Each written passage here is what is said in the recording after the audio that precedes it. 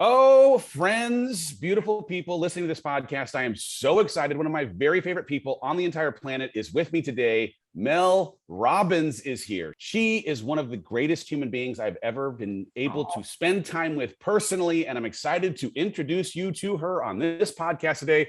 Please rise, remove your hats, and welcome Mel Robbins to the Rise Together podcast. Oh, Dave, that was so Mel, nice. honestly, I love you. I literally Oh, love you. And I don't say that to everybody. I mean, I say it to everybody. I just don't mean it every other time. I mean it with you.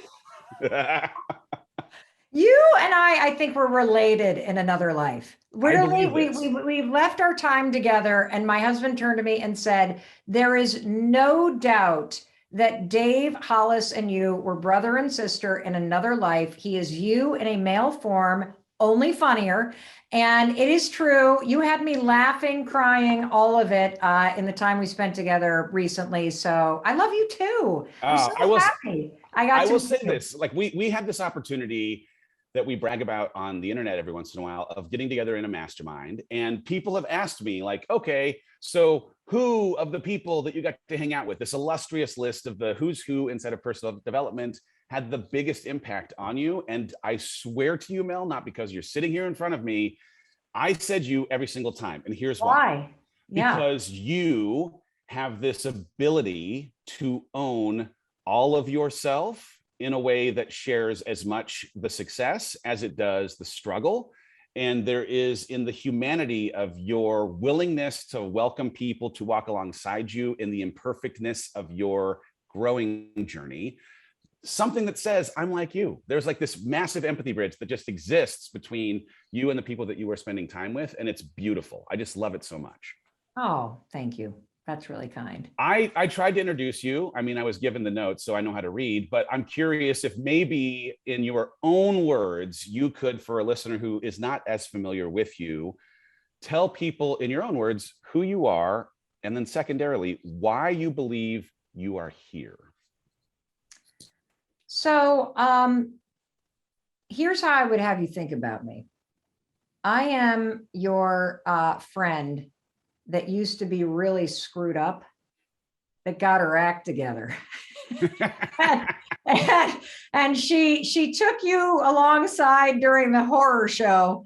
And now she's on a mission to help you in any way that she can to save you from the headache and the heartaches that she caused herself. Like, I feel like my brand of personal development, Dave, is to screw up my own life and then to have to claw my way out of the hole, sometimes that other people have thrown me into, but usually the hole that I've either fallen into because I wasn't paying attention, or I grabbed a shovel and dug for myself. So there is a lot of that kind of breakdown to breakthrough in my life. It would be wonderful if I could just read this stuff in a book and avoid these problems, but it seems like that's why I'm on the earth. And, you know, I think the reason why I'm here, if you mean it kind of in the biggest, most possible sense, is that I have been, well, let me back up. I'm here for the exact same reason that you are, and that every single person listening is. There is something that is meant for you. And I believe that when you're born, your dreams and the things that align with your energy and your purpose and what makes you come alive, whether, I'm talking about a relationship or a project or a profession or a neighborhood or any kind of hobby, those things that make you become more of who you are, they make you feel energized and alive. There's something that's divinely meant for you. And so the reason why I'm here is because I am trying to figure out what is meant for me. And as I'm on that journey of leaning toward the things that pull me and that I find the courage, as you say, built through courage, as I build the courage through the various ups and downs of life to lean toward the things that I really desire instead of talking myself out of them. I'm finding and discovering what's meant for me. And Yeah. so that's, I think, why we're all here. Like that everybody talks about purpose, Dave. finding your purpose, I think that your purpose is very simple. Your purpose is to share your story, because there's only ever going to be one you. There will never be another you in the history of this world. Nobody with the same iris shape, nobody with your DNA, your handprints, your voice, nobody with the experiences that you have. And right now, somewhere on the planet, there is a human being who needs your story. They need to know how you failed and what you learned. They need to know what you have to share. And that it's selfish, honestly, not to share what you're going through, because somebody needs you. And, we're all busy looking for purpose outside of us, but you are the purpose of your life. So let's talk about really fast the photo or painting in your kitchen. Like, let's talk about that for a second. Oh, okay. So you're talking about, yeah. Okay. So what you're referring to is a story that I tell in this book. It's the first time that I have told this story publicly. It's one of the most incredible stories of my entire life. And I'm going to tell it to you because I believe it is evidence that your mind is designed to help you. You always say trust and believe. And I think that one of the interesting things about you and I, Sean, is that we walk into a room and can lift up everybody around us because we trust and believe in the limitless capability and possibility in other people and in their lives. And so we hold the space for that. In researching and writing my first hardcover book in 5 years, dude, it's been that long since I've put out a book, I have come to realize that I had no idea how to do that for myself. I got tremendous joy out of it. I got tremendous kind of empowerment from helping other people. But when it came to face, being able to stand in front of the mirror and look myself in the eye and trust and believe in myself and feel that I was worthy, that has been something I have not known how to do until very recently. And so, we'll talk a lot about the high five habit and how to learn how to trust and believe in yourself. But one of the stories that I tell in this book is about this moment in my life that makes no sense, where I trusted and believed in the impossible, and something miraculous happened. And as I tell you the story, I'm going to tell you the story first, and then we can go back and unpack kind of all the science that proves that when you trust and believe in something, or you trust and believe in a goal, or most importantly, when you learn how to trust and believe in yourself and your ability to figure things out, and the fact that your life is absolutely trying to lead you where you're meant to go, when you can live your life from that place, magical things happen. So the painting story. The painting story starts in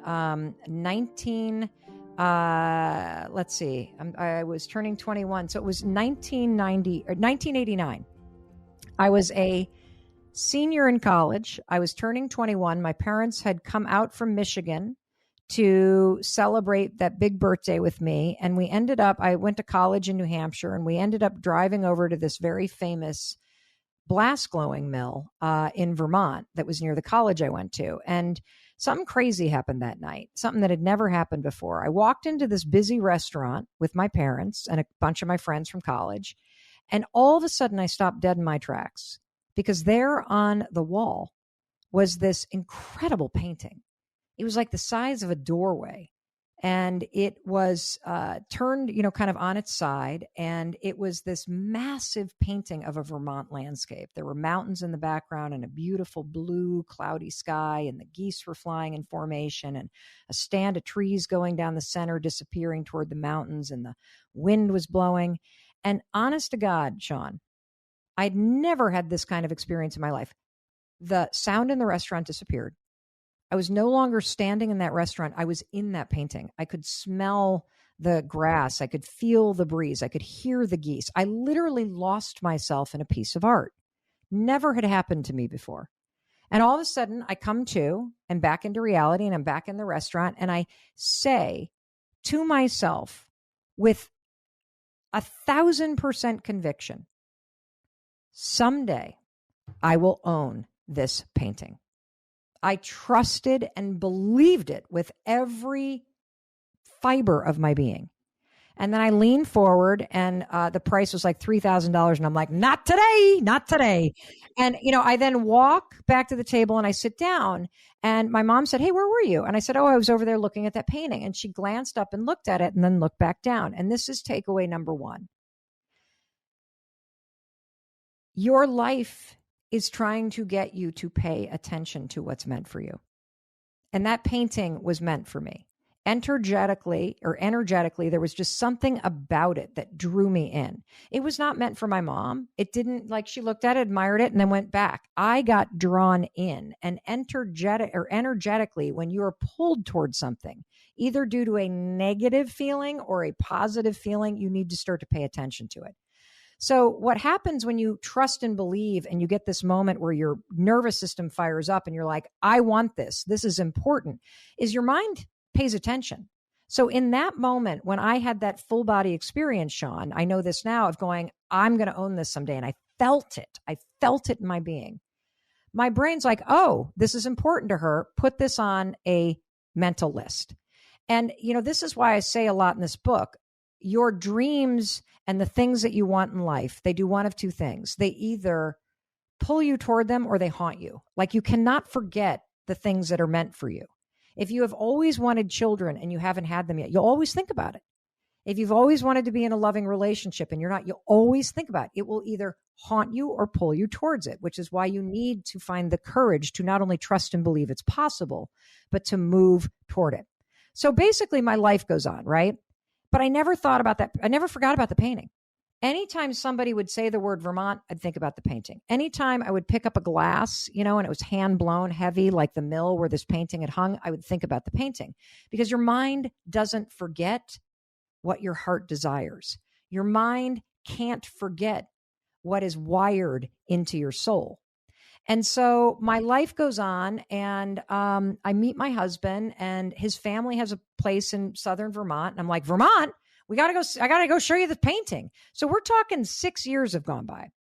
We then go up to the mill as we're driving toward it. I'm so excited, Sean. And we walk into the mill, and there in the front entrance of the mill is another painting by the same artist. So I'm like, it's a sign. It's still here. And so we go all around the mill, look everywhere.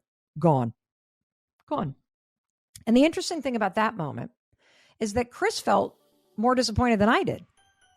And I think the reason why I didn't feel disappointed is because I trusted and I believed that it would be mine. And you need to give up your timeline. And I even turned to him and said, well, honestly, it'd be kind of weird if it were still here. It's been 6 years. And, look, I know I'm going to own it. I might be 60 years old. It might cost me $20,000. I'm going to have to track down the person who bought it, and they're probably hanging it in a corporate lobby somewhere. I'm going to have to pay a ton of money for it. I am going to own this painting. I trust and believe it. And every time you affirm it, your nervous system knows it's still important. And your brain's like, I got you. So life goes on. And another 4 years pass, and I turn 30 years old. And my husband asked a bunch of friends and family, instead of buying me presents, just put some money together. Now, I'm pregnant with our first kid, right? And so I know Chris is thinking, put money together so we can buy a crib. Put money together so we can get stuff for this new, dilapidated, antique farmhouse that we have barely been able to buy, that we are basically camping inside of. We need stuff. So he hands me this envelope with $500 in it, and he says, you can get anything you want. And immediately my mind goes, the painting. So I, pick up the phone, I call the mill, and I'm acting like I have millions of dollars. I have $500, which barely is going to buy me shit from this artist. Okay. But I don't care. I'm walking toward what I want. I'm giving myself permission to desire what I want. the guy picks up the phone and he reps her art. And I say I have $500, and he pauses. And then he says, well, I can send you some Polaroids of some of the small ones. And so I immediately feel the sting. And we so often in those moments talk ourselves out of moving toward what we want. But for whatever reason, I trusted and believed. And so I said, great, send me the small ones. And by the way, there was this one piece, and I describe it in great detail. And then the guy goes, I think that was before my time, because I've only worked here a year, but I bet Gail would remember. So now I'm like, Gail Shepherd, the artist, you know Gail? He's like, of course I know Gail. She lives down the road. Like, she's here all the time. I'm like, what? I have basically had an imaginary relationship with this artist for a decade, Sean. I'm 30 years old with $500 in my pocket. I don't own a single piece of art. I am pregnant. I don't even have a crib for my child yet. And the guy gives me this artist's phone number. So now I'm like pacing around. Should I call her? What do I do? Why am I buying a painting? I need a crib. Like, what am I doing? And finally, Chris is like, would you just call her? So I pick up the phone. I call her. We have this incredible conversation. At the end of the conversation, I say, oh, by the way, there was this piece you did. I saw it about 10 years ago. I describe it in great detail. She pauses. I can hear her thinking. And then she says, tell you what, I have done so many large format Vermont landscapes. I would be so bummed if I guessed wrong. Why don't we meet at the mill? You bring your husband, I'll bring mine. We'll have lunch together. I'll tell you the stories behind all the paintings. I'm getting goosebumps right now. Like, I'm freaking out. It's bananas. So I'm thinking, this is great. Okay, I'm going to meet her. And then she said, and if you don't like anything at the mill, we can go down to my studio down the road. And if you don't see anything that I'm working on there that you like, then you can look through my slides. And there are literally thousands of them, but maybe you can find a slide of the painting that you saw all those years ago. And, maybe we can do something similar, I don't know, like something smaller, kind of thing. And I'm like, great. So fast forward, we go to the mill, we meet her. She's amazing. They're nearly twice our age. We're walking around and I'm slowly realizing I can't afford a single one of these paintings. So now I have massive imposter syndrome. Oh. I'm a month away from giving birth. I still don't have a crib for the baby. We sit down, and then this was the moment. She said, and she says, there has only been 2 times in my entire life that I have done 2 studies of the same scene at the same time. Your painting is one of them. It's a pair. And the sister piece to the painting that you saw all those years ago is sitting in my studio, where it has been waiting for the last 11 years for you to come looking for it. And so we drove down the road and we walked into her studio, and there on this big easel was the sister piece to my painting. And, there I immediately could see slight differences, like the grass had slightly less movement in it. And like a few less trees going down the center. It was the most exquisite moment of my life. It was like time collapsed. And I was standing in that mill in 1989 saying this would be mine, with every fiber of my being believing it was true. And 11 years later, standing before it. And then, of course, I'm like, oh, my God, I can't fucking afford this. And so I say to Chris, I just promise me you'll buy me this someday. And so he turns to Gail and says, hey, Gail, how much for the big one? And she said, well, Mel can have it for $500, because clearly when I was making it for her. And it now hangs in my kitchen. And it's on the author photo of the book.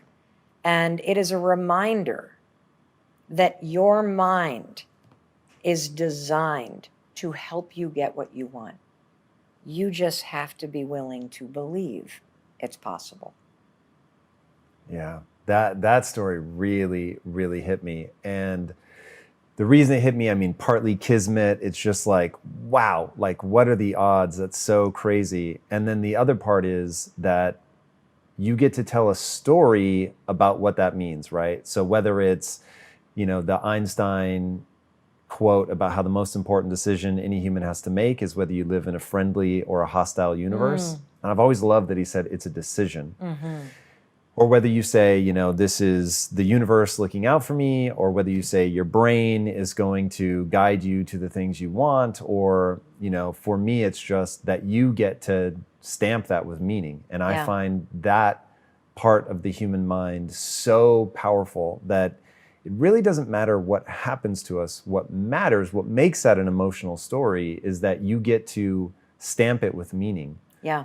And I don't know who first said that we're meaning-making machines, but it's like so spot on. And yeah, it was just so incredible hearing as you just walked us through. I mean, you do it just like you did it in the book. And that we can assign so much profundity to something like that, I think is exquisite. I was a super nerdy student, so I got really great grades because I'm somebody that just loves to learn. I'm intellectually curious. Everybody in my high school went to schools in Michigan. I rocked the SATs. I'm just like really smart that way. And I was like, that's it. We're going Ivy League, man. I'm getting the hell out of here. Let's go. And so I ended up going to Dartmouth. And this is sort of one of these decision-making patterns that started to happen. I literally make decisions based on what feels right. And so when we got to Dartmouth, I didn't know anything about the school, but it was a beautiful day and there were dogs running all over the campus. And I'm like, this feels like college. This will do. So I get to college and college was great. I was a film and history major. And I followed my boyfriend down to DC because I didn't know what else to do. This is going to start to become a pattern. I don't know what to do with my life. So I just lean toward whatever seems like the next best thing to do. I have absolutely no plan, Joel and Dan.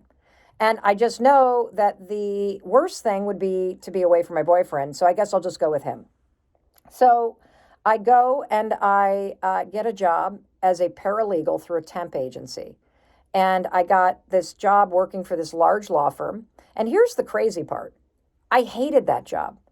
I literally worked in an office building, you guys. And I would sit in a conference room with no windows. And there was this massive class action lawsuit going on where somebody was suing Hefty over whether or not their garbage bags were biodegradable. And I would sit in a conference room 10 hours a day with this stamping thing. And I was doing something called bait stamping millions of pieces of paper for being recorded to be part of the evidence. This is before electronic documents. This would have been 1990. I had paper cuts up my arms. The best thing about that job is I figured out that if we worked more than 9 hours a day, you could stay late and they would pay for your dinner.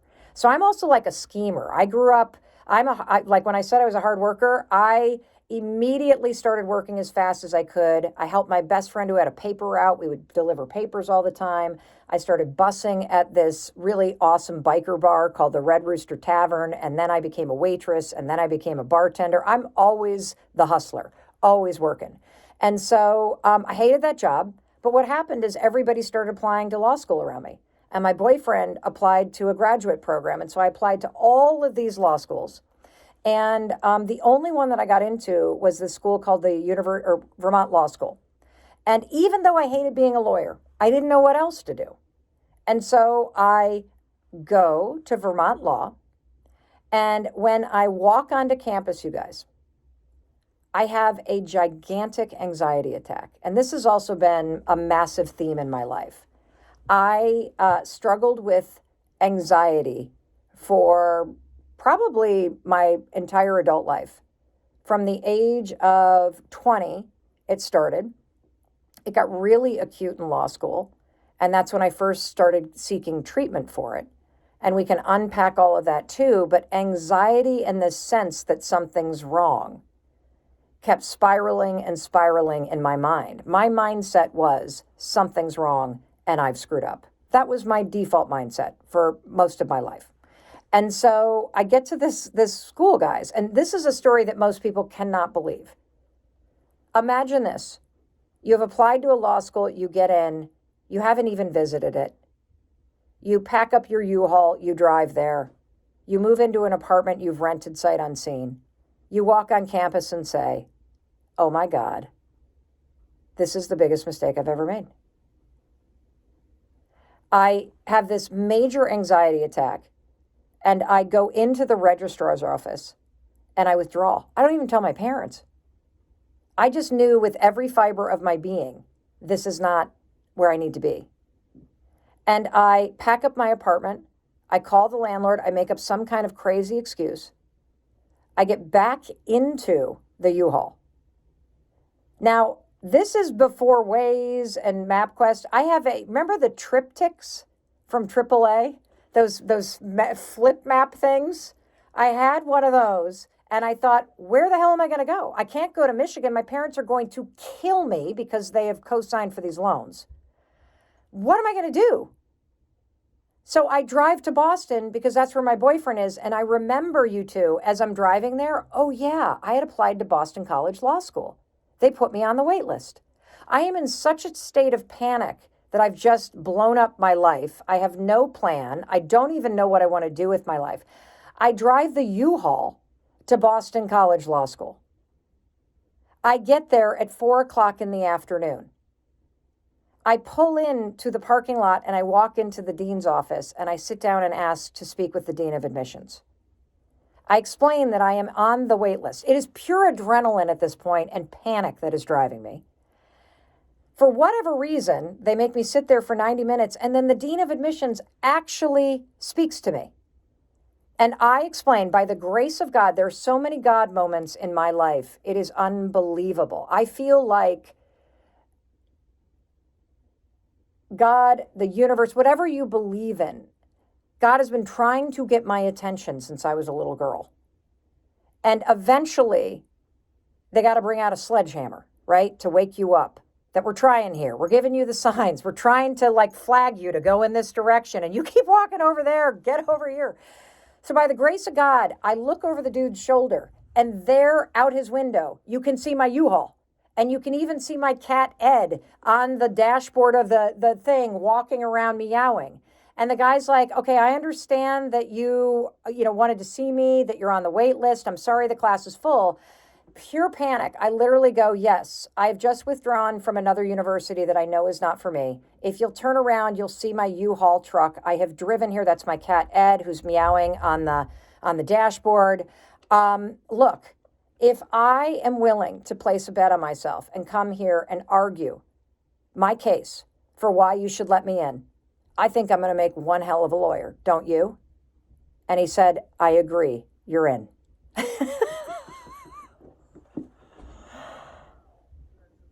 I say this all the time, you're one decision away from a different life.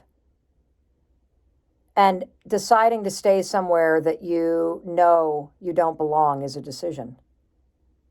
Deciding to stay on a path that doesn't feel aligned with you is a decision. And it is scary to make those decisions in a split second and to make those decisions that you know might hurt other people or might not work out. But that is what puts you back on the path that you're meant to be on. Because you feel it in your bones when your life is authentically aligned with what you're meant to be doing. And you can feel deeply in your bones when it's not. And as human beings, we have a tremendous, tremendous challenge with trusting ourselves. And trusting the signals and the signs and the way that things are feeling for you. And it's taken me a long time to really realize and trust that and come home, to come back into my own body and spirit, to come back into alignment with who I know that I was born to be and what I'm meant to be doing out in the world. And so, I go on to law school.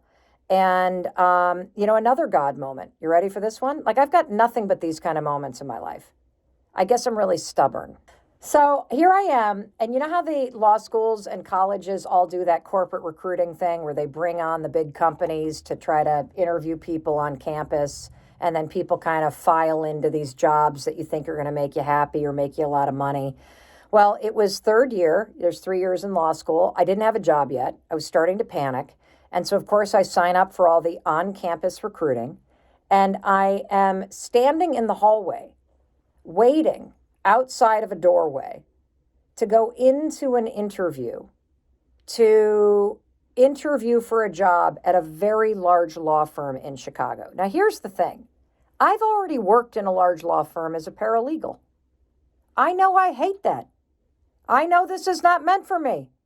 But I see everybody else doing this and going into these rooms and going to these large law firms. And even though I don't want to do it, I am standing in this hallway thinking about how I'm going to go in there and how am I going to make this person hire me. And all of a sudden, I kind of look kind of diagonally down the hall, and there's another doorway, and there's a really, really short, awesome man sitting in there. And he's got this tweed suit on, and he looks kind of nerdy, and his first name was Steve, and the suit's really ratty and beat up, and he's a short Jewish man with a beard, and he's kind of balding. And we catch eye contact, and I, kind of raise my hand to wave and smile, and he goes, "Hey, how you doing? I'm Steve." And I said, "Oh, hi, Steve." I said, "Where are you, what law firm are you with?" And he goes, "I'm not with a law firm." He said, "I'm with the New York City Legal Aid Society. We are the public defenders in Manhattan. We do criminal defense." And as we're talking, being a person that just loves connecting with people, I naturally start walking away from the doorway that I've been standing outside of, where the door was going to open and I would go in as the person came out. And next thing you know, I'm standing in the doorway and I'm talking to Steve.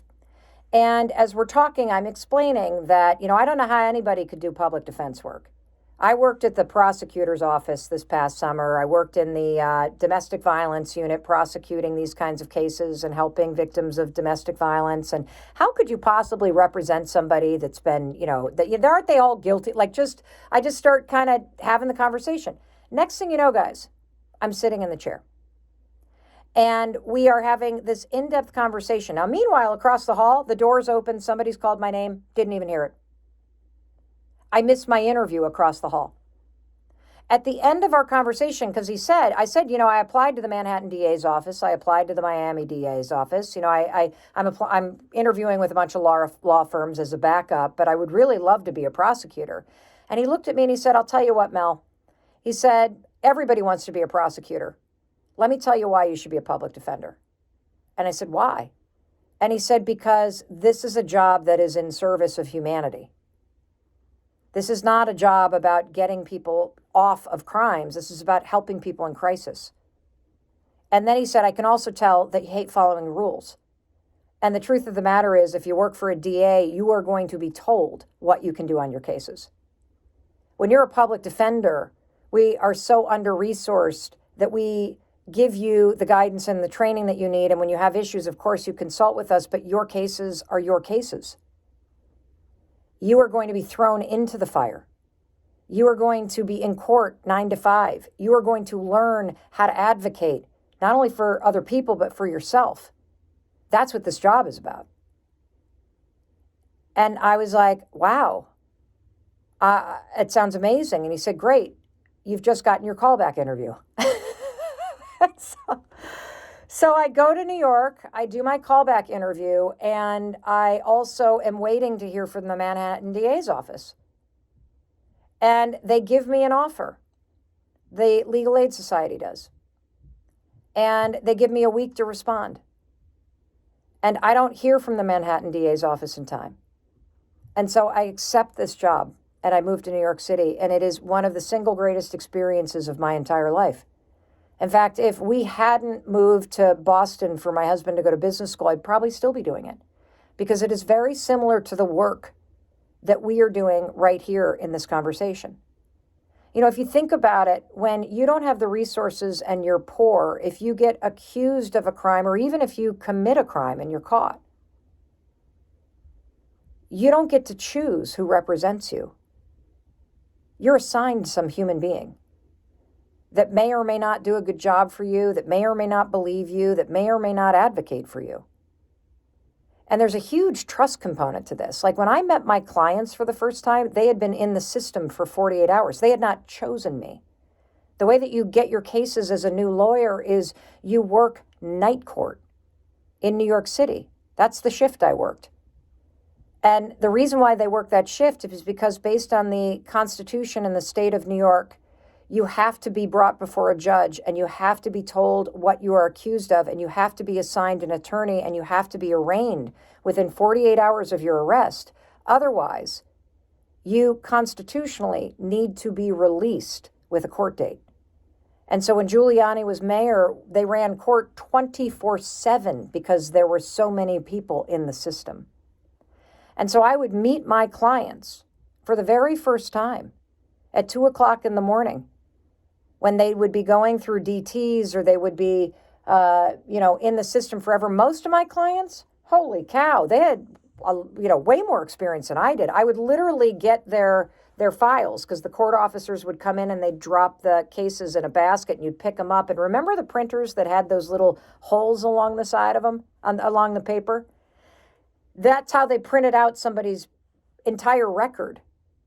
And only the bad stuff, of course. And if you tip the folder, half of my clients, you'd flip it forward and all of the things would go rolling out onto the floor because they were all connected at the top, all the top and the bottom of the papers on one big line. And, here's a couple things about that job that I absolutely loved. First of all, in order to be effective at your job, you have to understand that you're working in an ecosystem that involves all different kinds of people that you interact with all day long. Court officers, clerks that work in the offices, police officers, prosecutors, judges. And one of the things that I learned how to do there is how to be respected and how to be friendly with people that were often on the other side of the table from you. Because you needed those relationships and you needed you needed somebody's respect in order to do your job. And we forget that. We forget that, it is about the relationships and there is a way for you to advocate for yourself or somebody else or be super passionate about something or to talk about topics that you disagree in and still respect the person that you're having to argue against or that you're having to do things with day in and day out when you're on the other side of the table. That there's not a collaboration because there are times where you're pissed off at somebody or you're really upset about how somebody's approaching a particular situation.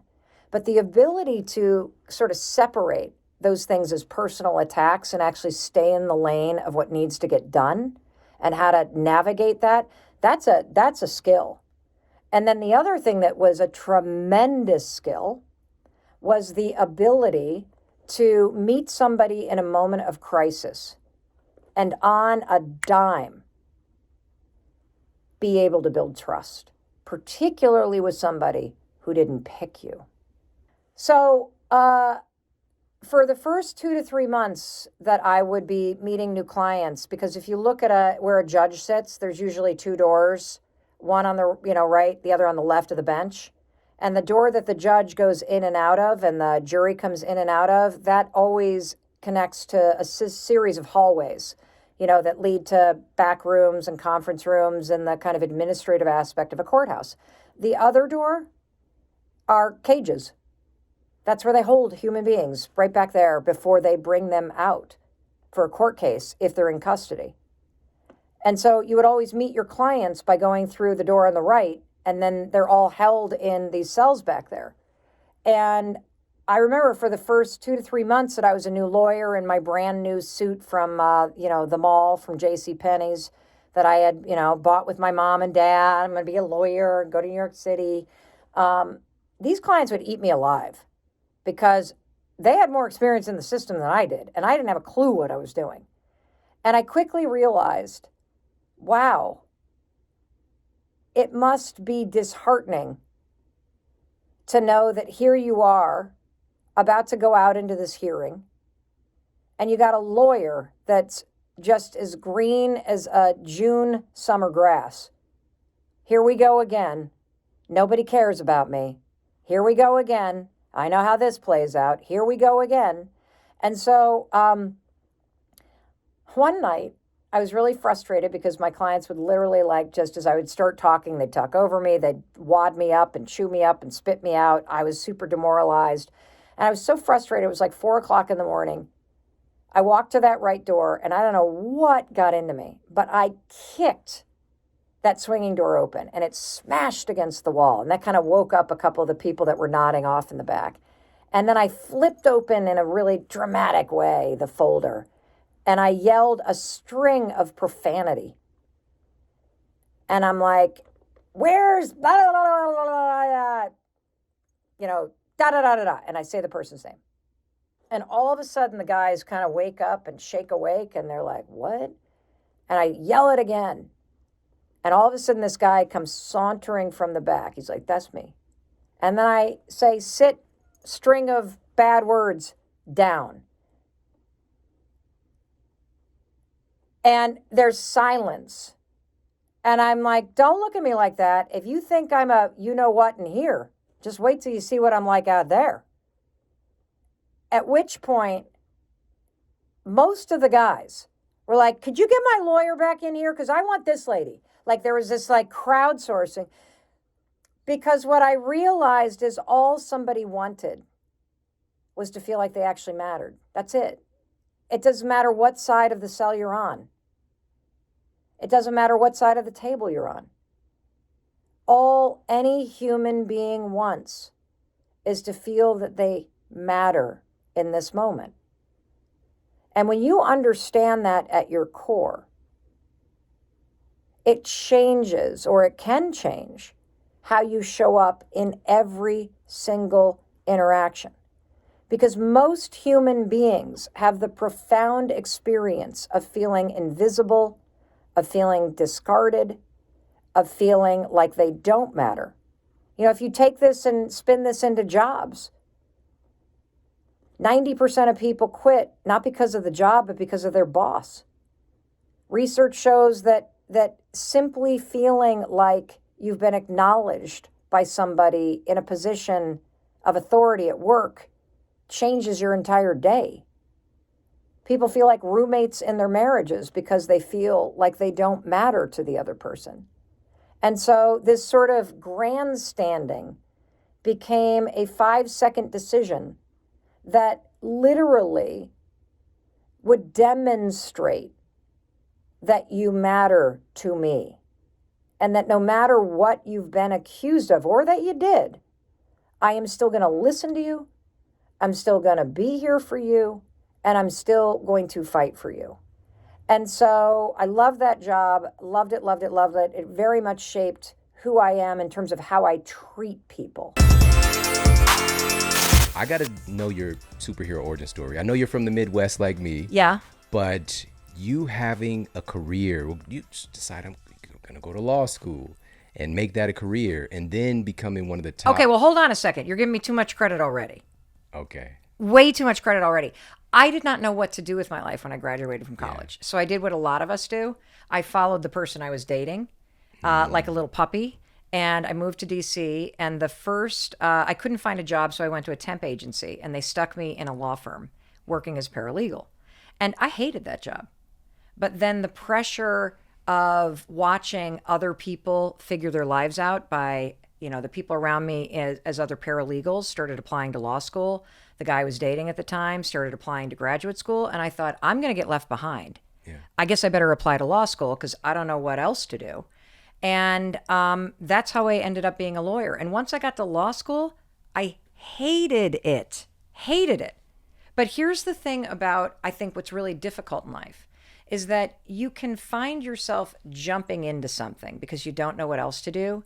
And then it's like falling into the Colorado River, and the current just takes you in a direction, and it becomes very hard to try to swim to shore and to get out of the current that you're in, because everybody else seems to be moving in this direction. It's an act of defiance to go, I actually don't like this, but I'm going to get to shore. You know, the funny thing is, though, is that I went to law school. I kept saying, I'll use this for something else. I'll use this for something else. And I ended up the last year finding mock trial. And my first job out of law school is a job that I would still be doing if I had not met my husband and he got an opportunity in Boston. My first job out of law school, a lot of people don't know this, is I was a criminal defense attorney for legal aid in New York. That sounds like an intense environment. I was a public defender. And so if you think about what you do for a living and what I do for a living in terms of sharing wisdom, tools, advice, experiences that help people change their lives for the better, when you're a public defender, you are meeting people in crisis. Yeah. And the most interesting aspect about that job is that the person that I was representing didn't pick me. They got stuck with me. And so that job was a master class in building relationships with somebody like that. That's powerful. And this is one of the things that you teach. And even bringing this up with me is that these things are leading you to something else. Yes. But there's so many similarities and it's freaking me out. I went to school pre-med, not because, and I hated it. And it was because I thought I should do it. Yeah. I didn't have any real examples in my environment. I got it from television, watching the Cosby Show. I was like, oh, they look happy. Doctor and a lawyer. Yeah. I'll be a doctor. And I detested it, but it led me to where I am today. So. Oh, that's okay. so Let me stop. Okay, because we're gonna keep spinning on. And this. I got out of it. I went a completely different direction. I was like, well, I'll just do business. No, you school. didn't. Right, and it No, brought you me didn't. back. It Yes. brought me back, and it's Yes. a thread here. So I want to kind of unpack this because this is a really important piece of advice that we're both talking about. Now, the way that I talk about this is I call this a high five attitude. It's grounded in optimism and faith. Sitting right here, you can look back and you can see medical school as a dot on the map of your life leading you to this moment. I can see law school as a dot on the map of my life leading me to this moment. I now advocate for real people to break through the bullshit holding them back, to find the power within, to take control of their lives. You do the same thing with people's health. What I'm here to tell you is so powerful is you can do that same thing of looking back and connecting the dots and stand in this moment. No matter how difficult your life is, no matter how the circumstances are, no matter how much regret you have, you can stand in this moment and you can teach yourself how to look forward from this moment and say, this moment is a dot in the map of my life and it is preparing me for something amazing that's coming. And when you can stand in that moment, you can face absolutely anything that is happening in your life. Yeah, absolutely. So I think it's getting ourselves to that place where we do the thing. And where I first was introduced to you was via your TED Talk, which is one of the most epic TED Talks of all time. The vibes are amazing. We'll put it for everybody in the show notes that hasn't seen it. When you jumped off stage in heels as well, by the way. Don't think I didn't notice that. But you mentioned that a lot of times we're just going through the motions and we're living by this dirty F word. Yes. Right? So can you talk a little bit about that? The F word's fine. Fine. I'm fine. And actually, no, you're not. You're unhappy in your life. You're beating yourself up every day when you look in the mirror. You're living with regrets. You're talking yourself out of what you want. Fine is the F word, because when you settle, when you say that you're fine, whether it's in the area of health or sleep or whatever, or whether it's about you holding yourself back, you continuing to date losers, you telling yourself you're not good enough, settling for fine is basically a death sentence, in my opinion. I want to tell you a funny story about that TED Talk, though. Right. Because I think one of the big things that holds people back from going after what they want is they sit and they watch your show and they're like, oh man, I'm never going to be that successful. Oh, that's so fancy. Oh, look at how many followers he has. Or they look at my TED Talk and they're like, 27 million views? Holy smokes. Let me tell you the backstory in that. Because things are not how they appear. So in 2011, I had liens on my house to the tune of $800,000.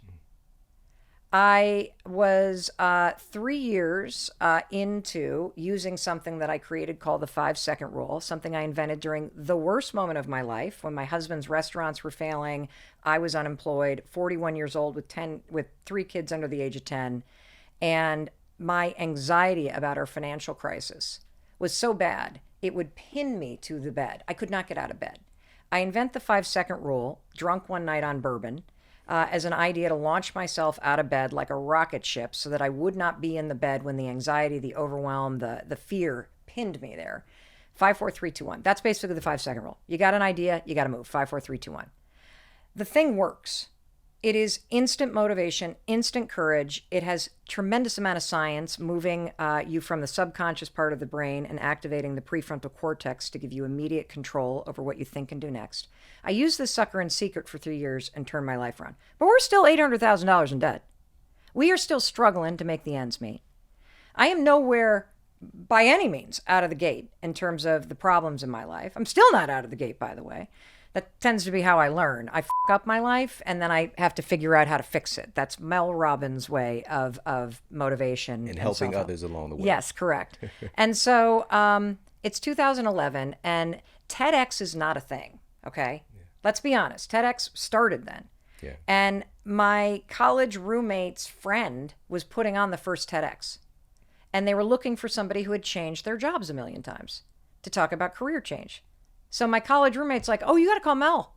She's like crazy. She's like a butterfly that darts from public defender to corporate litigation to the digital ad business to this, to that, to the other thing. And so they call me and they are offering 2 plane tickets to San Francisco and to put us up at the St. Regis. And I look at my husband, I'm like, free vacation, babe, let's go. Now, I had never given a speech in my entire life. I get that I was a public defender, but it's very different to stand in a courtroom and talk to a judge and a court officer and 12, citizens in a jury than to stand in an auditorium on a stage and talk to 800 people. And back then, they didn't really prepare people. They kind of did a little rehearsal. You got 20 minutes.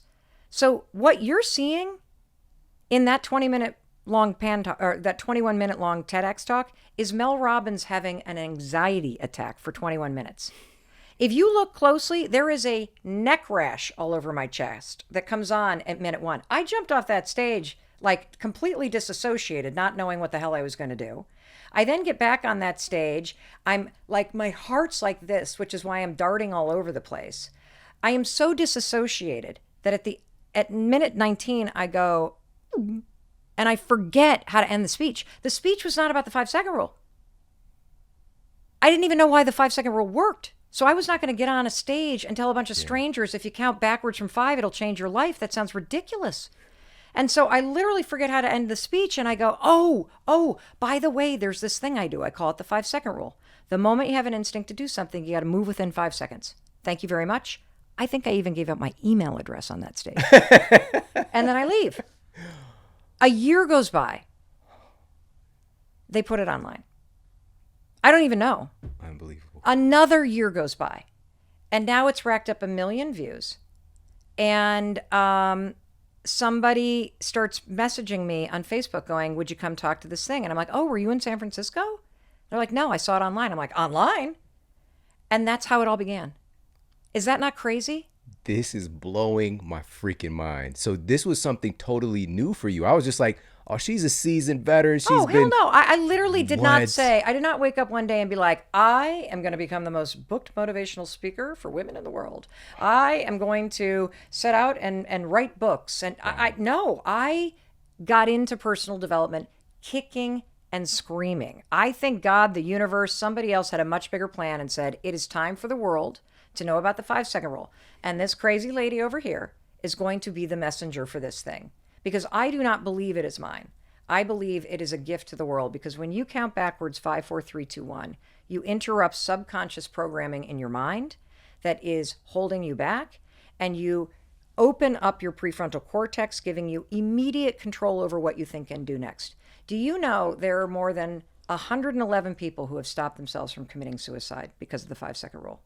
Veterans organizations are using it to reprogram triggers associated with PTSD. Pediatricians use it to help kids interrupt the thoughts and the nervous system responses that cause you to spiral in anxiety. And I'm so proud of it because it's free, it's sticky, it's easy to remember, and it works every time you use it. And I'm so passionate about it because this high 5 habit thing is the exact same kind of thing. It sounds so stupid. It is so simple and it works the first time you use it. And the science is like bananas. Yeah. Oh my gosh. Listen, to see, and I literally just watched it again yesterday, and I remember that part where you're just like, oh, by the way, Yes. now to hear this, it's just like, thank you so much for sharing this. Of because course.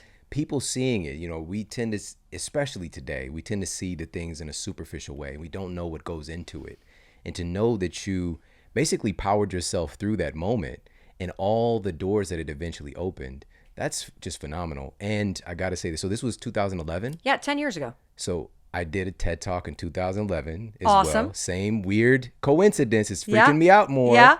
And from that moment, that was when the Model Health Show, this show that you're on right now, that was the first seed, was me going to that event and speaking at that event.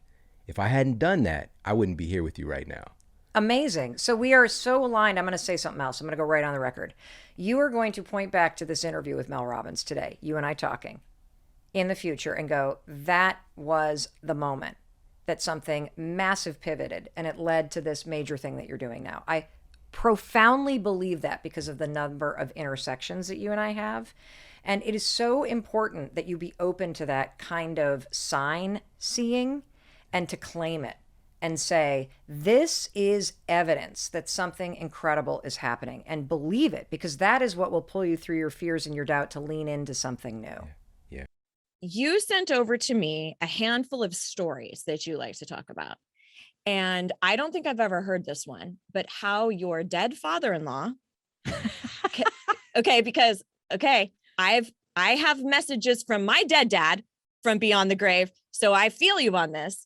So Yep. How your dead father-in-law convinced you to move your entire family to a new state after he came through a psychic medium on your talk show. Tell me all the things. This is a crazy story. And so let me just pause and ask you real quick. Are you okay with your bandwidth? Because you kind of went in and out. We're on like a hard line broadcast type connection. You're good? Yeah, I think, I should be good. Okay. It records on 2 different tracks, so we should be okay. Okay, great. So this is a crazy story. And in order for you to get the full scale of this story, I got to tell you the backstory.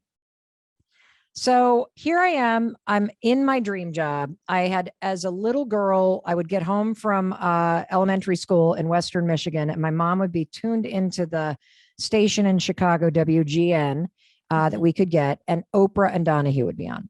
And I always thought that would be the coolest thing in the world, to have a job where you get to talk to people all day about their lives. And so lo and behold, I turned 50 years old.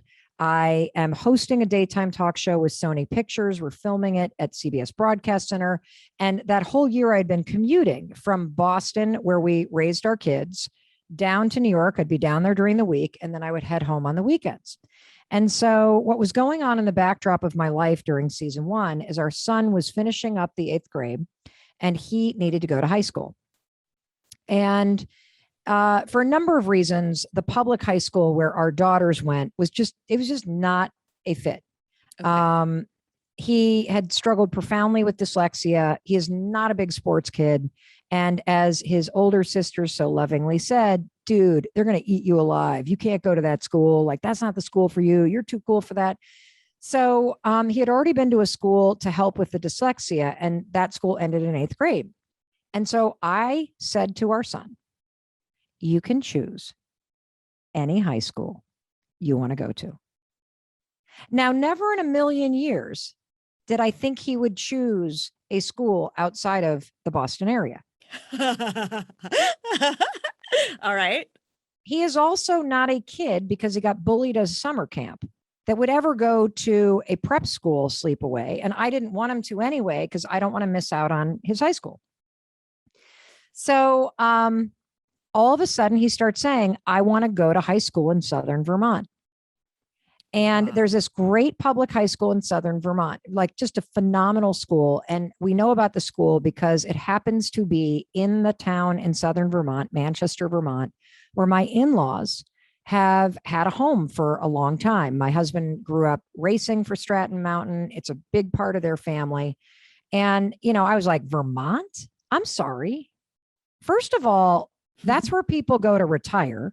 That's right. Secondly, I don't know if you've noticed this, but we live in Boston and I have a talk show in New York. And if you're going to go to any state, why not look in New York City? He's not a city kid. No way. And so we literally had a family throwdown for several months about this topic. And it finally culminated. Okay, You wait. Did he say anything like, Mom, you said Yes. any school? Yes. Okay. And so it finally literally came to a throwdown in the front hallway of our house, just a couple feet from me, where we are all sitting on the floor, Chris, myself, and Oakley. I'm crying. He's crying. Chris is upset. Where I'm going, Chris, when your dad got a job promotion that took him to London, you and your mother did not move to Vermont. You moved with your father. Like, I feel like you two are abandoning me. I know that you're unhappy, dude, but can't you find a freaking high school in Boston? Like, come on. Yeah. So they finally were like, you're right. We can see how you would feel that way. I will not go to high school in Vermont. Okay. And that, of course, made me feel like a shitty mom, because you then get what you want. And then you're like, why couldn't you just see that all along? Why'd I have to fight you and now feel like a jerk for now jamming this down your throat? And, the school in Southern Vermont is like crazy cool. So he starts begrudgingly looking at high schools around here. So now it's January of 2020 and COVID has not shut the world down yet. Right. It is late January. He has applied to several schools in the Boston area. We're kind of coming up to the zone where he's going to have to go in for interviews. And all of a sudden they booked this psychic medium on our talk show. And, this was not the kind of psychic medium that was going to get an audience list, because the dirty little secret about daytime talk shows is that unless you're Ellen, you're basically paying people to sit in those seats. That's right. You're bussing in church groups that we don't have an audience list. Like half the folks there are coming for the pizza in the middle of the day and staying for the second show so they cannot be in the rain outside. That's just is what it is. So it's not like anything was rigged, because we didn't even have the means to do that. And Right. So this woman had been on Oprah a bunch, very, very highly regarded. I can't remember her name. But what ends up happening is, the first segment, I asked her, how did you learn how to speak to people who have died? And she said she was electrocuted and in an accident when she was a little girl. And when she came to at the end of her hospital bed were her dead relatives. Wow. And ever since then, she has been able to not only see and feel their presence, but she can communicate with them. And I turn to her, I'm like, so are there dead people here in the studio? She's like, oh yeah, everybody has at least one with them.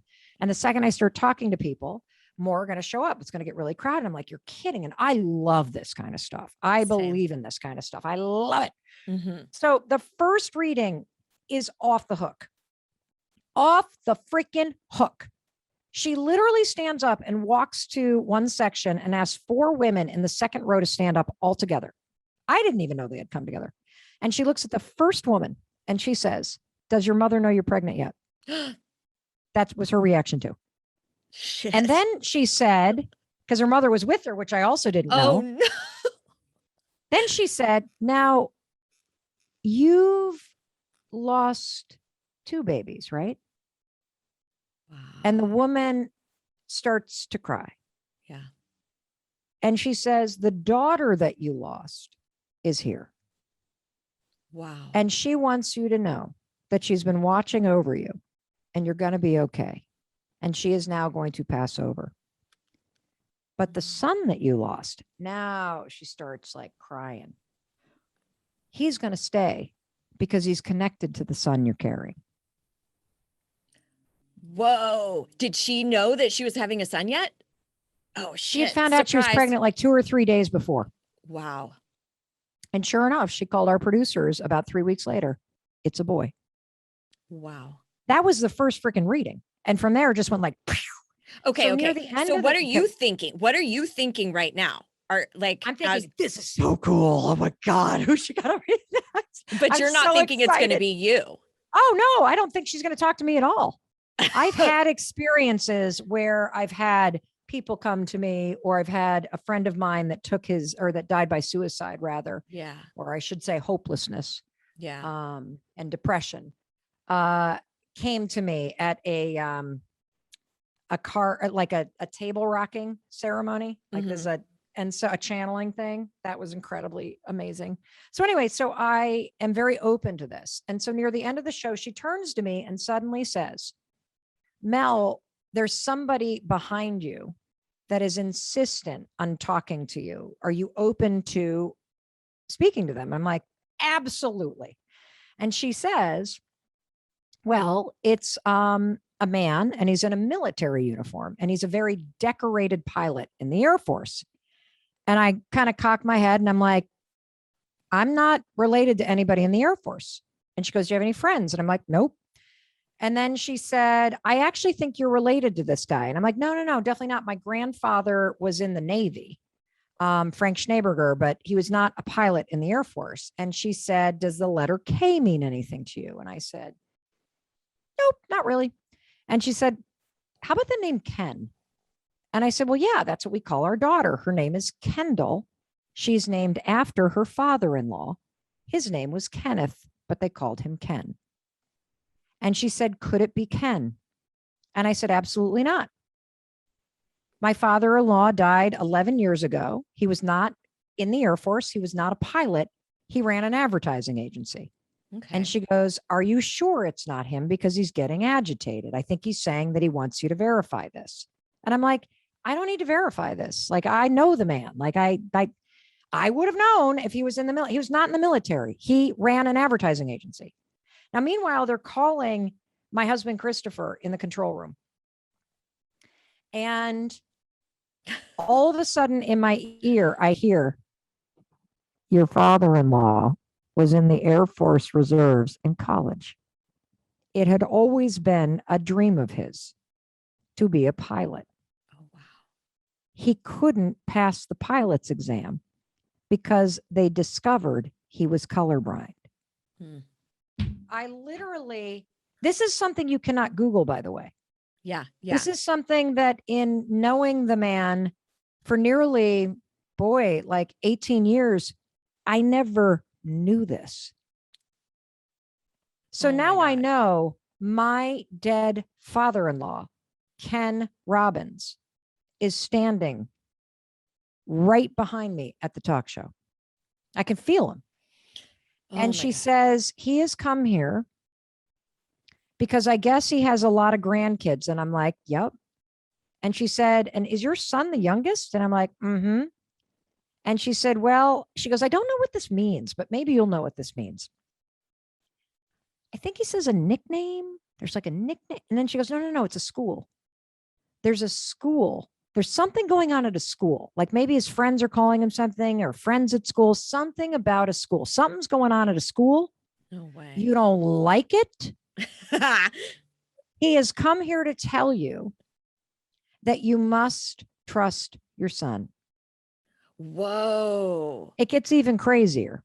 So now I'm basically levitating on my own talk show in front of a live audience. I don't know that I could ever wear those pants again because I basically defecated and then it's just happening. And then I'm like, motherfucker, this fucking guy comes to my talk show with a fact I can't Google, so I know it's him. Of course he does. And he's telling me I got to fucking move to Vermont. So then I like walk off the talk show. I call my husband and I'm like, that's it. Like, we got to do this. And he said, you're not going to believe this. I said, now what? He said, my mother called yesterday. I said, yeah. And he said, I guess a year ago, because she's been a widow for 11 years, I guess a year ago, she wrote a letter to the owner of a townhome in a little community in the valley that all of her girlfriends live in, asking if they ever wanted to sell the unit, she would like to buy it. Well, apparently they wrote back last week. She put in an offer. It's been accepted. And she called me yesterday to ask if we wanted to build the house that mom and dad built, or wanted to buy the house that mom and dad built. Whoa. That Ken designed. Wow. And he said, I told her no, because we were staying in Boston. Oh, no. And I said, call her back and tell her, yes, we'll buy the Wow. house they built and we will move to Southern Vermont. And I'll tell you, like, it makes me just, our son has never been happier. Mm. You don't know how unhappy somebody is or how lonely they are Mhm. until you see them happy again. Yeah. It is the single best thing we ever could have done. Now, Sure. doesn't mean it's been easy. I'm, apparently, obviously, since I'm sitting here in our Boston home working, and they're up in Vermont, but it's been extraordinary. And that's the story of how my dead father-in-law, and it's the last chapter in the book, and it's sort of it ties this whole theme together that I know you believe in too. Mhm. And that is that your life is trying to get you to pay attention, That's right. that there are things that are meant for you. Mhm. And I think that we all can sit in the present moment and we can look backwards and we can trace every experience of our lives, the painful ones, the traumatic ones, the abusive ones, the amazing ones. And we can see how they're dots on the map of our lives. Mhm. And we can see how they connect to this moment and how all of those things have made you you. And all of those things have prepared you in some way for this moment.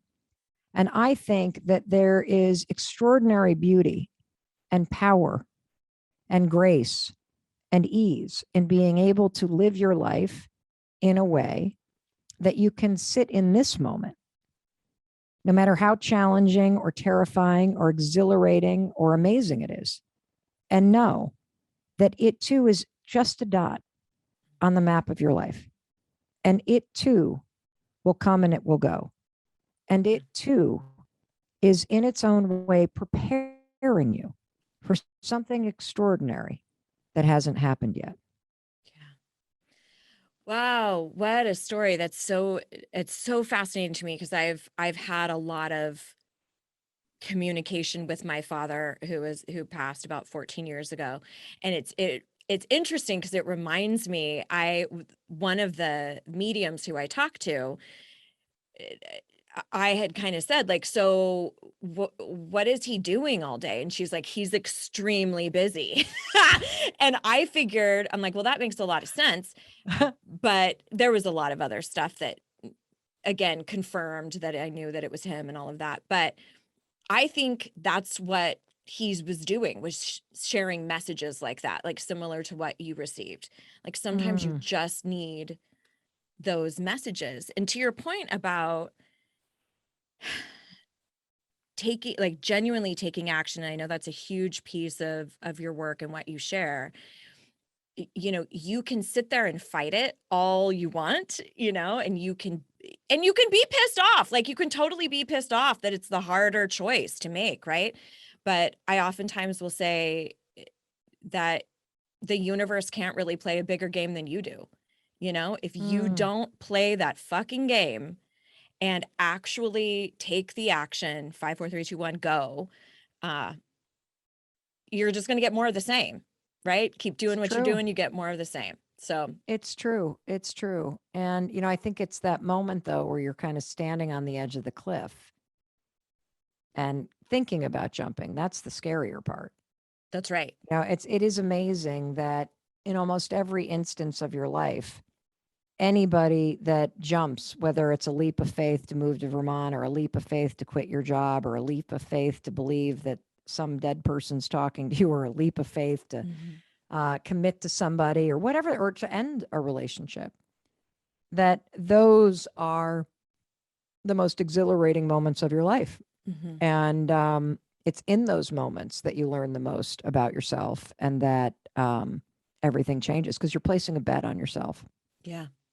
The part of the book that jumped out and really grabbed me, there were two. One almost made me cry, which we'll talk about later because I am very surprised that I liked that particular part. I thought I'm going to hate the punchline of this story, but is the Dallas Uber driver. Oh. So as somebody who has gotten into countless Ubers, and some small percentage of them know who I am, and then of course they start asking questions. talk to me about chasing your dreams and this quote that you have that an aha moment does not necessarily lead to an aha life.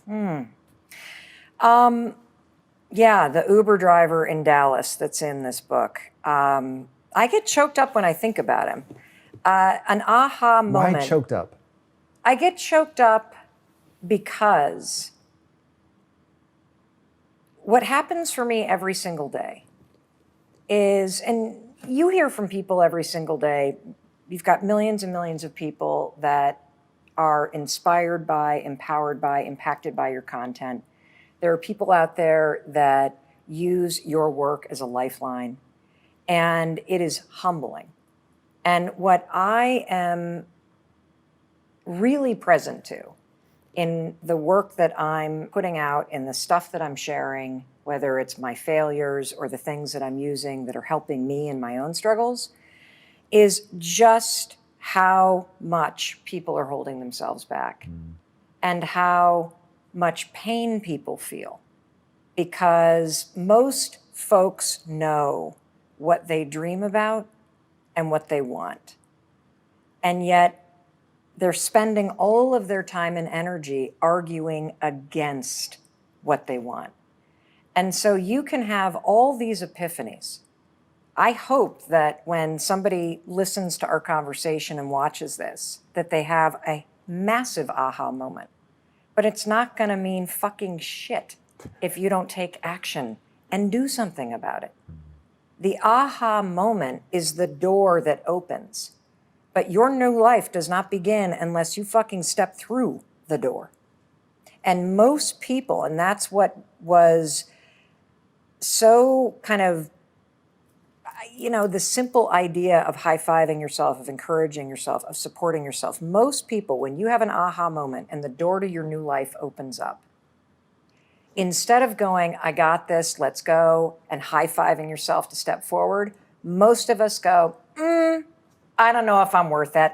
I don't know if right now is the right time to do this. I don't think I'm good enough. I've failed so many times, I can't go through that door. And that's the problem I want to attack right now. That there is somewhere in your life that you know what you want. You can feel it pulling you. And you are actively arguing against it. You're bringing yourself down. You're beating yourself out. Like, people will cheer for you and me. They won't cheer for themselves. I'm the same way.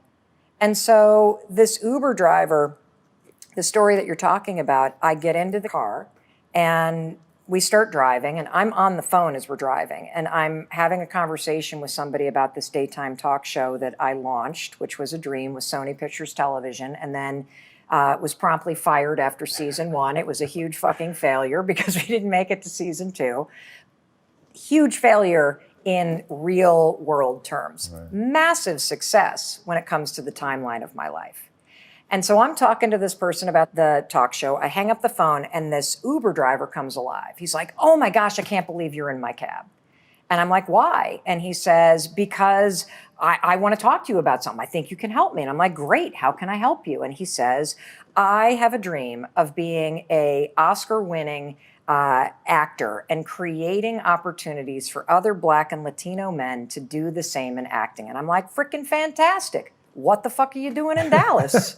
Right? The guy's 25. And so I go, the game is in New York and LA. I mean, sure, you can act, you can write stuff, you can be here in Dallas, but why are you not in LA? Why are you not in New York? And he's like, you're right. I need to move to LA. I'm like, why not? And he says, I have $700 in my bank account. And I'm like, that's freaking fantastic. You have $700 in a car? Dude, drop me off and get driving. What are you waiting for? And so we have this whole conversation, and I write about it in this book, where I am actively arguing for his dream, and he is actively arguing against his dream.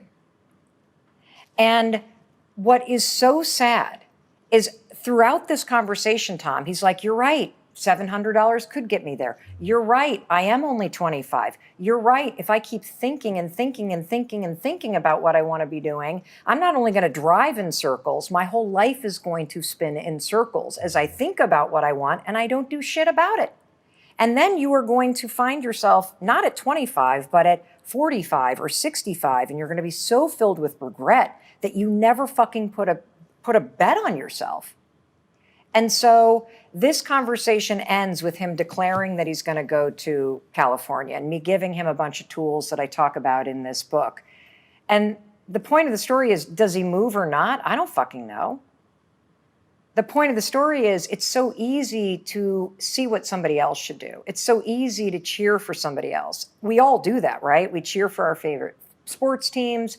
We follow our favorite influencers and authors. We plan birthday parties for our friends. We take on extra work from our colleagues. We support everyone around us. We do not know how to do it for ourselves. There's another thing that you talk about in the book that I think ties to this really well, which is the reticular activating system, the RAS. Mm-hmm. And you have this thing, which you say you look for the hearts. Yes. And it's really an interesting psychological principle of you're going to see what you look for. Yes. And whether that's a red Mazda or whatever you say in the book, or whether that's a heart when you're walking around, whether that's a reason to love your wife, whatever. If you look for it, you're going to find it. Yes. And if it's a problem and a reason that you're, a dirtbag and a reason that you're not worthy and all of that, you're going to see them and they will be there for you and they will overwhelm you. What is this idea of looking for hearts? What is that and how do people use it? Okay, so I love this tool because obviously the high five in the mirror, it's like a Trojan horse. It's the beginning of building this partnership with yourself. And throughout the book, I then unpack all these other little tools and habits that you can use that are in this lane of empowerment, support, belief in self. The book, and I want to take a second to point this out, the book is rich with a bunch of other ideas. So Yes. Anybody that's tempted to say, okay, well, I've already heard the high five myself and I'm done. You did a really good job of and to be honest, I'm not even sure, I guess because it was what unlocked things for you in your life, but there's like 15 things that you could have titled the book after. Yeah. So anyway, back to this. So the reticular activity system, the RAS for short, if you don't know what it is, picture a hairnet over your brain that is a live network. And the RAS is a filter, and it has a huge job.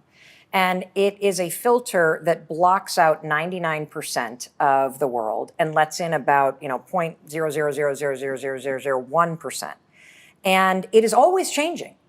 There are only 4 things, Tom, that get through the hairnet on your head. The sound of your name, and you've experienced this because you've been walking through a crowd and you're like, did somebody say my name? Right? The cocktail party effect. Cocktail party effect. Weird. The second thing that gets through is any sort of threat. So if you hear a loud noise and you go like this, there are lots of noises you didn't hear, but the loud one you kind of duck because it's a threat. The third thing is when your partner is interested in sex with either you or someone else. That's why you're like, why are you checking that person out, right? Because the brain is letting that information in. The fourth thing, and this is where the transformation begins.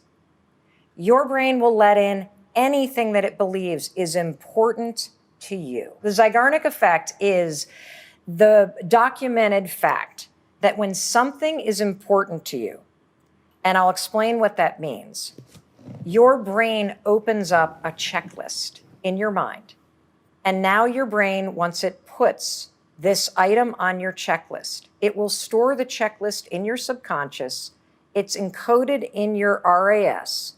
And your mind is now on the alert to spot things related to it. The way that you make yourself feel like something is important is your nervous system goes on alert while you're thinking about it. You're either super excited about something, oh, this is super important, or this is the trauma effect. You go on alert and you have something really bad happen, which is why things continue to bring it up throughout the rest of your life. So when you understand that if something's important to you, your filter will change in real time how you see the fucking world. You now know how to change your brain to work for you. And looking for hearts is the way I'm going to prove to you that this happens. I want to give you one other example because everybody's experienced this. If you've ever gone shopping for a new car or you've dreamt about having a new car, what happens immediately when you get excited about that new car is your mind goes, Zeigarnik effect, oops, okay, Tom wants the new Bronco. That's cool. So what do you see now? You see Broncos everywhere. Now, they were always there, but your mind is letting them in because the Zygonard effect is now made it on a checklist. It's changed the RAS. And so I am going to prove to you that it is unbelievably cool that you can change the way that you view the world by looking for heart-shaped objects. So tomorrow when you wake up, you're going to start your day by high-fiving yourself in the mirror. I want you to examine what the resistance about, because you're going to start to then be able to unpack what's holding you back. Then you're going to go out in the world and just like tell your mind, I want to see a heart today. Look for a rock, look for a leaf, look in your like latte. Is there a little shape there? Is there an oil stain on the floor?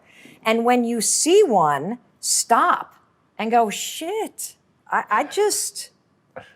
like there's a scavenger hunt. I never would have seen that before. Thank you, brain. Now your brain's like, woo, more hearts. You will start to see hearts everywhere.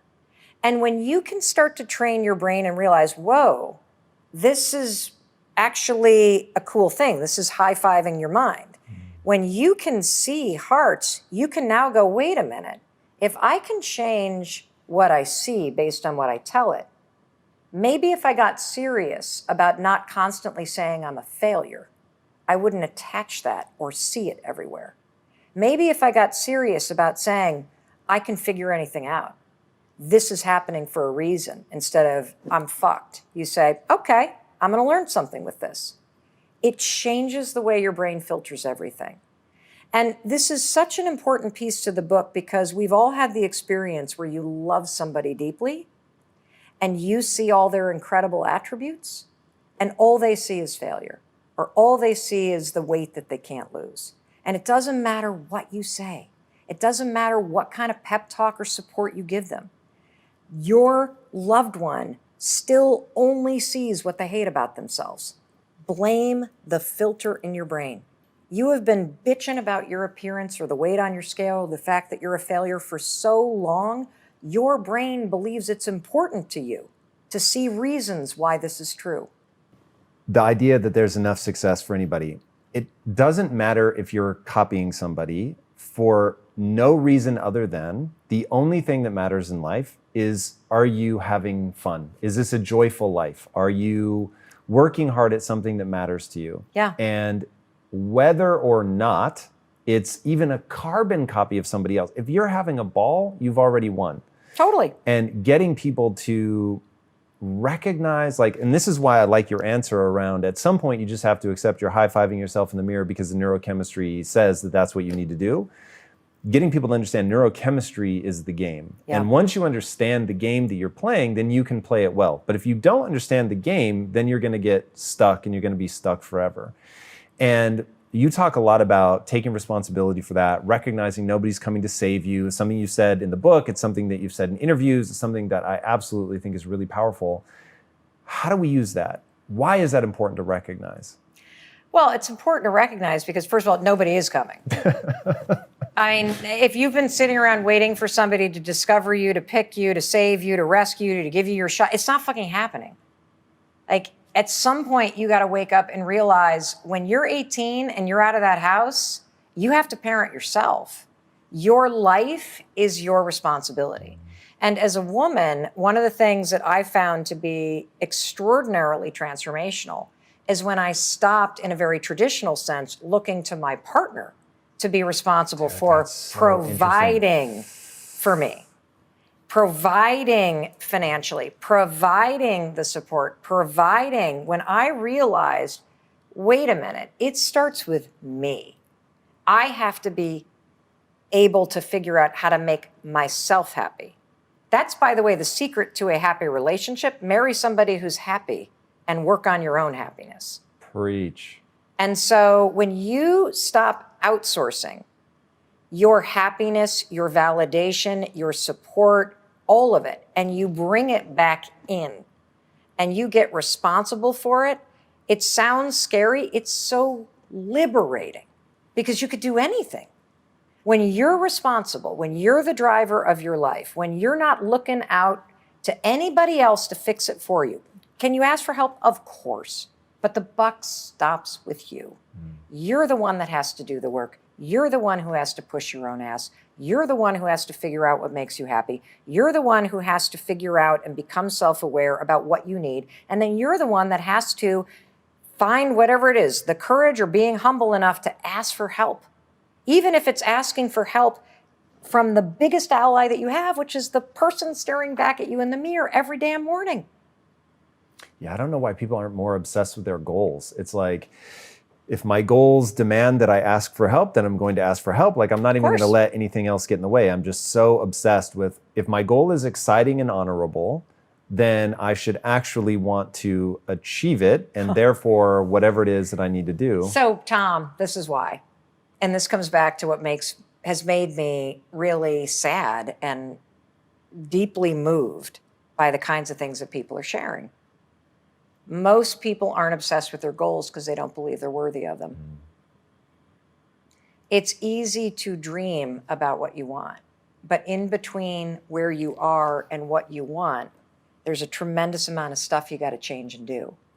And if you have a lot of trauma in your background, or you were raised by somebody who beat the shit out of you or told you were a piece of shit, or if you've had to deal with microaggressions or racist, discriminatory, systematic crap your entire life, you have been given the message over and over and over, even though it's not true, that you don't deserve it, that there's something wrong with you.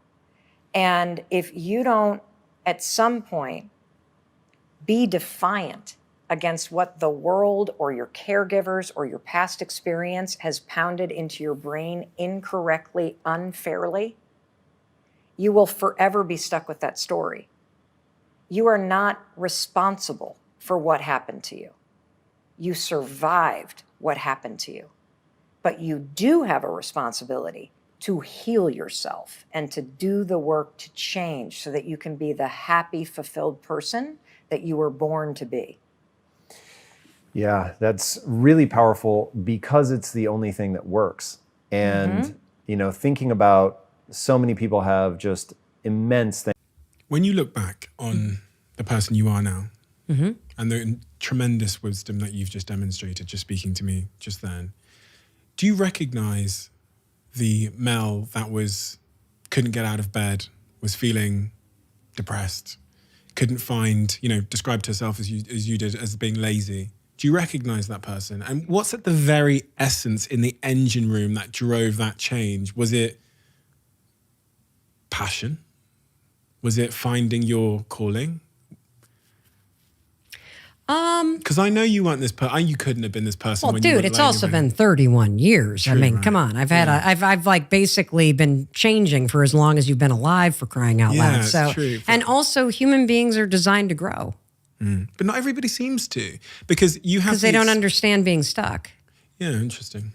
See, being stuck is one of the most universal feelings of the human experience, and nobody understands what it is. What is it? Oh, it's amazing when you hear this. It's like, pew. So remember how we've talked about how the human beings have this crazy amount of natural intelligence wired into us. And inside your body, we've talked about one of the signals, anxiety. Anxiety is a signal that means pay attention. That's why you go into fight or flight. You're in an alert mode, okay? That's all it is. It's a signal, an alarm system. And your body has a sophisticated system of signals and alarms. And they're all tied to fundamental needs. Anxiety is tied to your fundamental need for safety. That's why it's a signal. Let's talk about your most important fundamental needs. Let's go right back to Psychology 101, Maslow's hierarchy of needs. You need food or else you die. So when you need food, what is the signal that your body sends you? Hunger. When you need water, what is the signal? Thirst. When you need air, you catching your breath. When you need rest, what do you feel? I'm tired. When you need connection, what do you feel? Lonely. Human beings are designed to grow. When you stop growing, what do you feel? Stuck. Yeah. I was going to say stagnant, but I guess stuck is, Or stagnant. Yeah. Or still. Trapped, I guess, is, Yeah. Feeling stuck is a signal that you've stopped growing. That's it. And when most people feel stuck, since they don't understand that it's tied to a fundamental need for growth, we believe it's an existential crisis and we blow up our lives.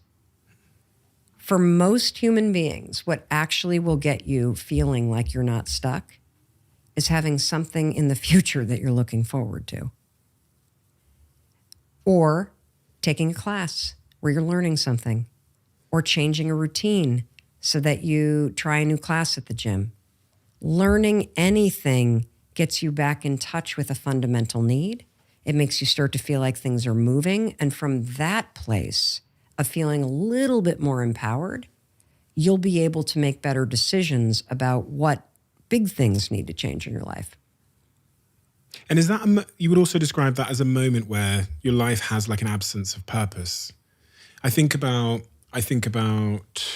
various examples, Olympians that come back from the Olympics and they're like 80% chance of depression after they've, and then I think about people who have, lost purpose in their lives for whatever reason, been fired from their jobs or whatever, or people that are in jobs that are, absent of purpose completely, that feeling of being stuck. And then we talked also about the importance of goals and ambitions going forward.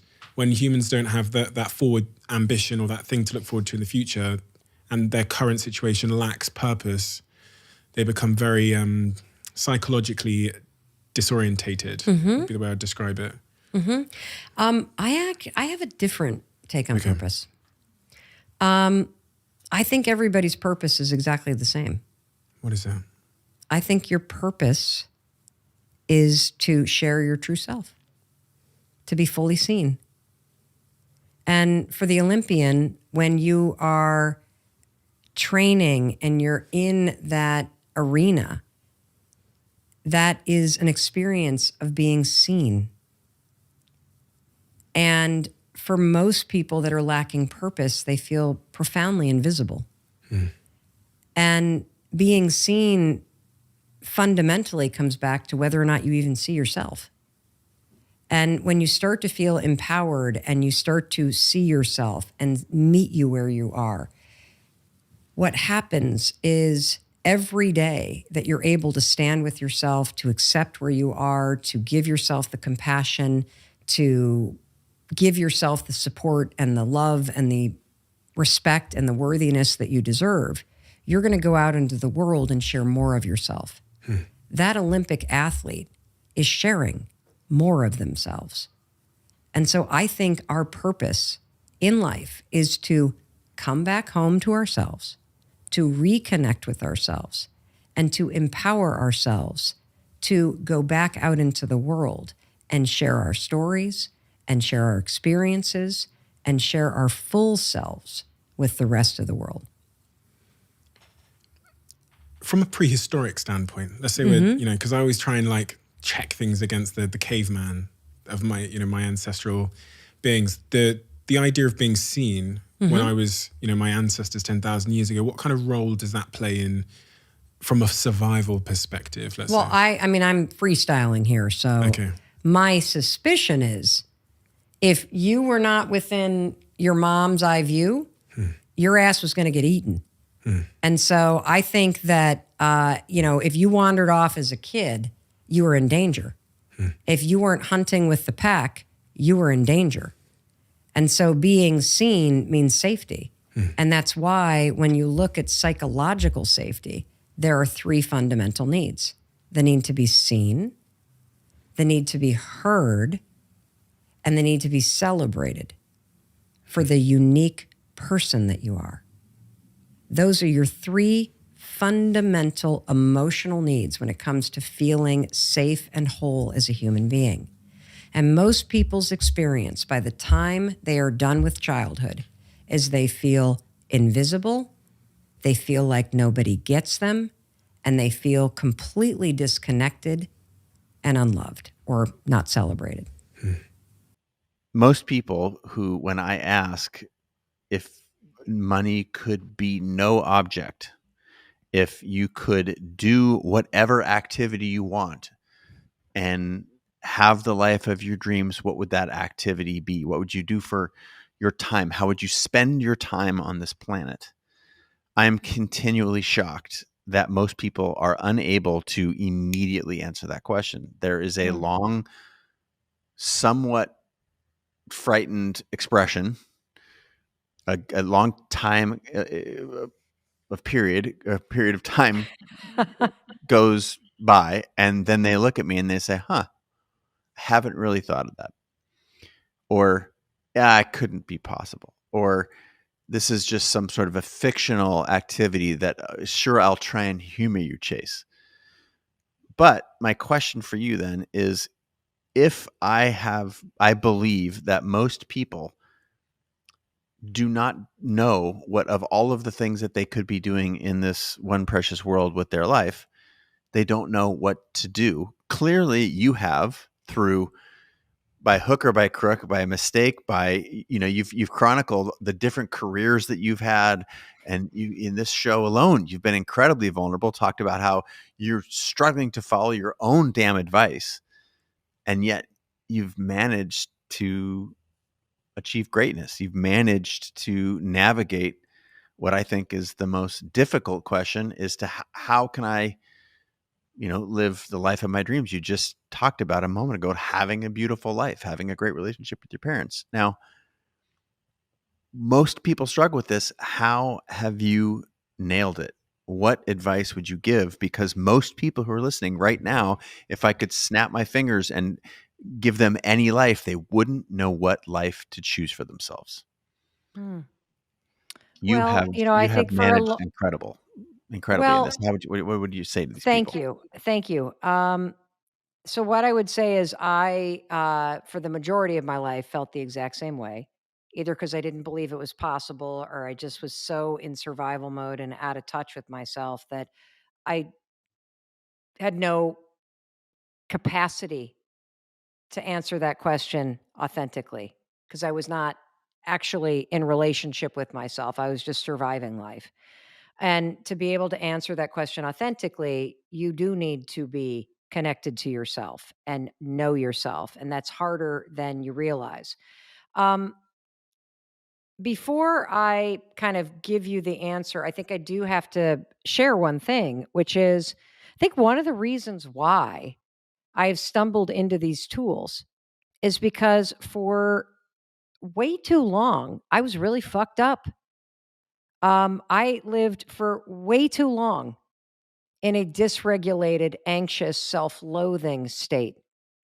I was really miserable for way too long. And, on the outside, people that knew me would say I was really positive and really competitive and really confident. And the truth is, inside, because I was so on edge and so full of anxiety and so insecure, and also dealing with untreated childhood trauma, I didn't know any of the things that I know now. That once I started healing and once I cracked this shell and a little light got in and I got a taste of what it felt like to feel grounded in your body and not on edge, to feel comfortable in your own skin, to feel okay with exactly the person I am and exactly the person that I'm not. Once I got a taste of what it felt like to be connected to myself and to feel present, I am so aware when I'm not in that state. And so these simple tools that I've created, whether it's the 5-second rule or now the high five habit or high fiving your heart or mindset tricks like simply saying, what if it all works out when I start worrying? Or any of the little tools, do it anyway, that flip me from a on edge, stressed out, oh fuck state into, okay, I can face this. Or a negative, anxiety ridden, self loathing. Why don't I live near my parents? Shit, I should. They're going to die and then I'm going to regret. Flip it. Like I literally spent too many decades hating myself, being disassociated, dysregulated, anxiety ridden, questioning that I don't want to waste any more of my life feeling that way. And so I think that, part of my genius, if you will, of coming up with these simple things that encapsulate decades of research that help people take control and transform things through physical action or through mindset changes.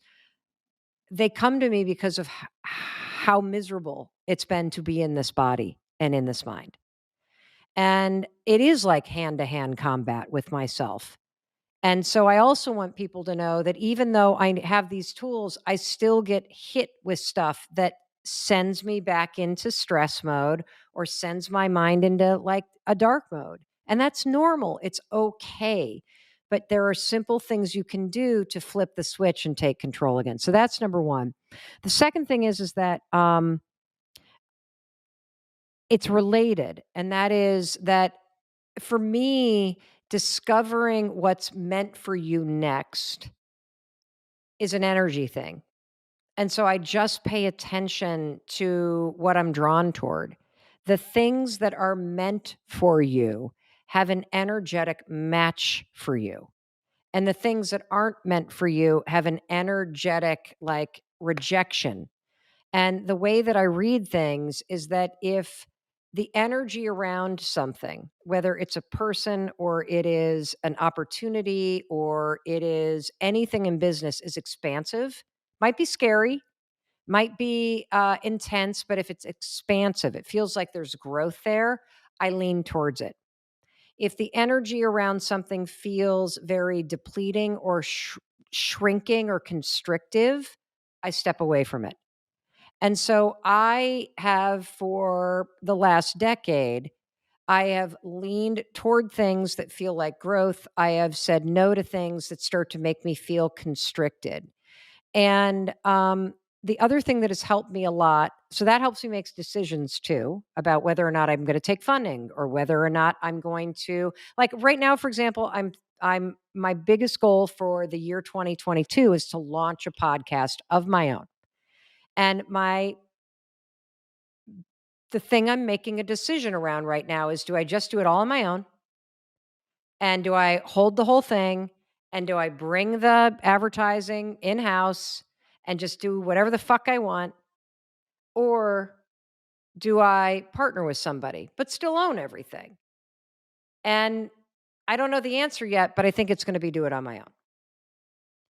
And I can see that there's this history of every time that I have something in business that doesn't work, I knew instinctively that it was a bad idea because it felt like there was a part of me that was going to be constrained or restricted. And so that's an example of how I'm using this sort of, is it expansive? Is it depleting? Is it energizing? Is it like that sort of feel to make the decision that's going to be right for me? And then the second thing that has helped me tremendously is to understand the difference between passion and purpose. And in my mind, passion is for you. Passion is anything that brings you energy. If you feel stuck in your life, before you end that marriage or quit that job, try just bringing some things into your life that make you feel energized, whether that's taking an online class or taking on a new hobby or learning something because you've probably just stopped growing. When I understood that passion and feeling alive and energized is simply about making it a priority to do things that make you feel that way, I brought more passion into my day-to-day life and work, whereas purpose is something that you're giving to the world. And purpose might not have anything to do with what actually brings you energy. Purpose is the gift that you give to the world. And for those of us in business for ourselves and those of us that are artists, your story and the thing you're creating is your purpose because it's what you're giving to the world. I think that's why so many women feel so anxious. Yes. Is because you are managing a persona. You are so busy managing how you're supposed to show up, who you're supposed to be, what to say, what text to write, that inside the distance between who you really are and this persona that you're showing up as to try to please everybody else, that's where the anxiety creeps in. Because how can you possibly remember what you said or did or who you're trying to be if you're not just being yourself? So when somebody says to me, like they say to you, oh my, I love how vulnerable you are. I love how authentic you are. And I think, dude, that is the secret. Yeah, 100%. I was saying that too to her. I was like, because I had that realization too, where I had so much more energy and I had so much more ability to do so many different things when I was being myself. Like I was in the corporate world for a long time and I was spending 40 hours plus a week not being myself, not being who I wanted to be. And like the amount of energy and time that I had to exert putting on this persona in this face and how much was freed up, where people be like, I can't believe you have so much energy to do all these things. I'm like, I didn't, when I was faking who I had to be for so long. Yeah. And I feel like that's a huge common theme for people, but I think there is part of it that's innate. You know, there's part of it that's, is there innate authenticity and vulnerability that you have to have growing up? But how do you help people almost create that in themselves so that they can have less of a lag between these personas? It's an absolutely phenomenal question. And it's a very simple answer. When you wake up in the morning and you think about the day ahead, do you want to high five it? Or do you want to pull the covers back over your head? We are designed as human beings, and you talk a lot about this in your work on this show, to be energetically aligned with what is meant for us. And the best directional signal on the planet, if you feel lost, is to pay attention to the aspects of your life, the people in your life, the things that you're doing and that you're spending time on that make you feel energized. And energized is nothing more than feeling expansive, feeling full of possibility. You could be scared shitless that you're about to do it. But there's something about the person that you're with or the thing that you're doing that feels like growth. When you are in a relationship or in a job or living in an apartment or in a friend group or pursuing a type of work that makes you feel like you're shrinking or that makes you feel suffocated or that makes you feel depleted, that is not your natural energy state. And so your energy and the negative mental state and the depleted feeling that you feel, that's not how you're wired to live. And your physical being is screaming at you to get the fuck out of that job or that relationship, to wake up and to make a change happen. And so and that doesn't mean, by the way, that every day is great. It just means that it feels like you can be you. And that means everything that you are and everything that you're not. Pursuing the friend group or the romantic relationship or the eating kind of style that you want. Like if it doesn't feel right, it's not right. And I think so many of us have like lost touch with the feeling. Yes. People are like, what is the feeling? And then the self-doubt starts to creep in and the judgment and well, they probably know better than I do, that outsourcing of our intuition. Like, how do you have people like practice that? Okay, thank you for opening the door. I'm going to walk right in. We were going to talk about this cheesy ass thing that I invented during a crazy low moment in my life, and I call it the high five habit. And the high five habit, it begins with one habit, but it is a series of small things that you can do every single day to locate your power back within yourself. Because you're right, we have outsourced our self-worth. We look outside of ourselves for validation. We look at the number on the scale, the amount of money in the bank, the car that we drive, the person that we're dating, the friend group that we have, the amount of likes, the amount of views. All of that external shit is never going to make you feel worthy. The only person that can build your self-worth is you. There's a reason why that word begins with self. It begins within yourself. I'll tell you, I'm really excited because we just found out that the High Five Habit is the number 6 selling book of the week again on all of Amazon. And that's for the 3rd week in a row. It was the number 2 selling book on all of Amazon the first week it came out. Geez, that is such an achievement. And you hit the New York Times bestseller list as well, which I know has been a goal of yours for a long time. So congratulations for hitting that. I had Thank all you. the faith in the world that it actually would. The moment I heard that this book was coming out, I'm like, yep, 100%. It's going to hit there. Everyone's going to Well, you love want to it. hear a fascinating story since you love stories? Yes, please. So, I have been on the goal list in terms of professional achievements was always I want to earn the spot on the New York Times list. And we, of course, for me, I'm driven by the impact, but there's a part of me, I don't know if it's because of the lawyer in me or Ivy League schools or just because I'm a competitive bitch. I don't know what it is that I literally, I want the credential. I want the acknowledgement. I want somebody to recognize and tell me I'm doing a good job. As much as I've just written a book about how you got to give that to yourself, I'm still human. I still want it. And so, when I saw that we were crushing it in sales and that the book itself is spreading around the world, when, you launch a book and it's got 30 different languages that it's being published in before it's even hit the press or hit anybody's hands, you know that you've got a winner on your hands. Yep. That said, the week before the book went live, we got news that some of the big retailers here in the United States were not going to carry the book because, get this, I'm an unknown author. And so I hear that and I think, you got to be kidding me.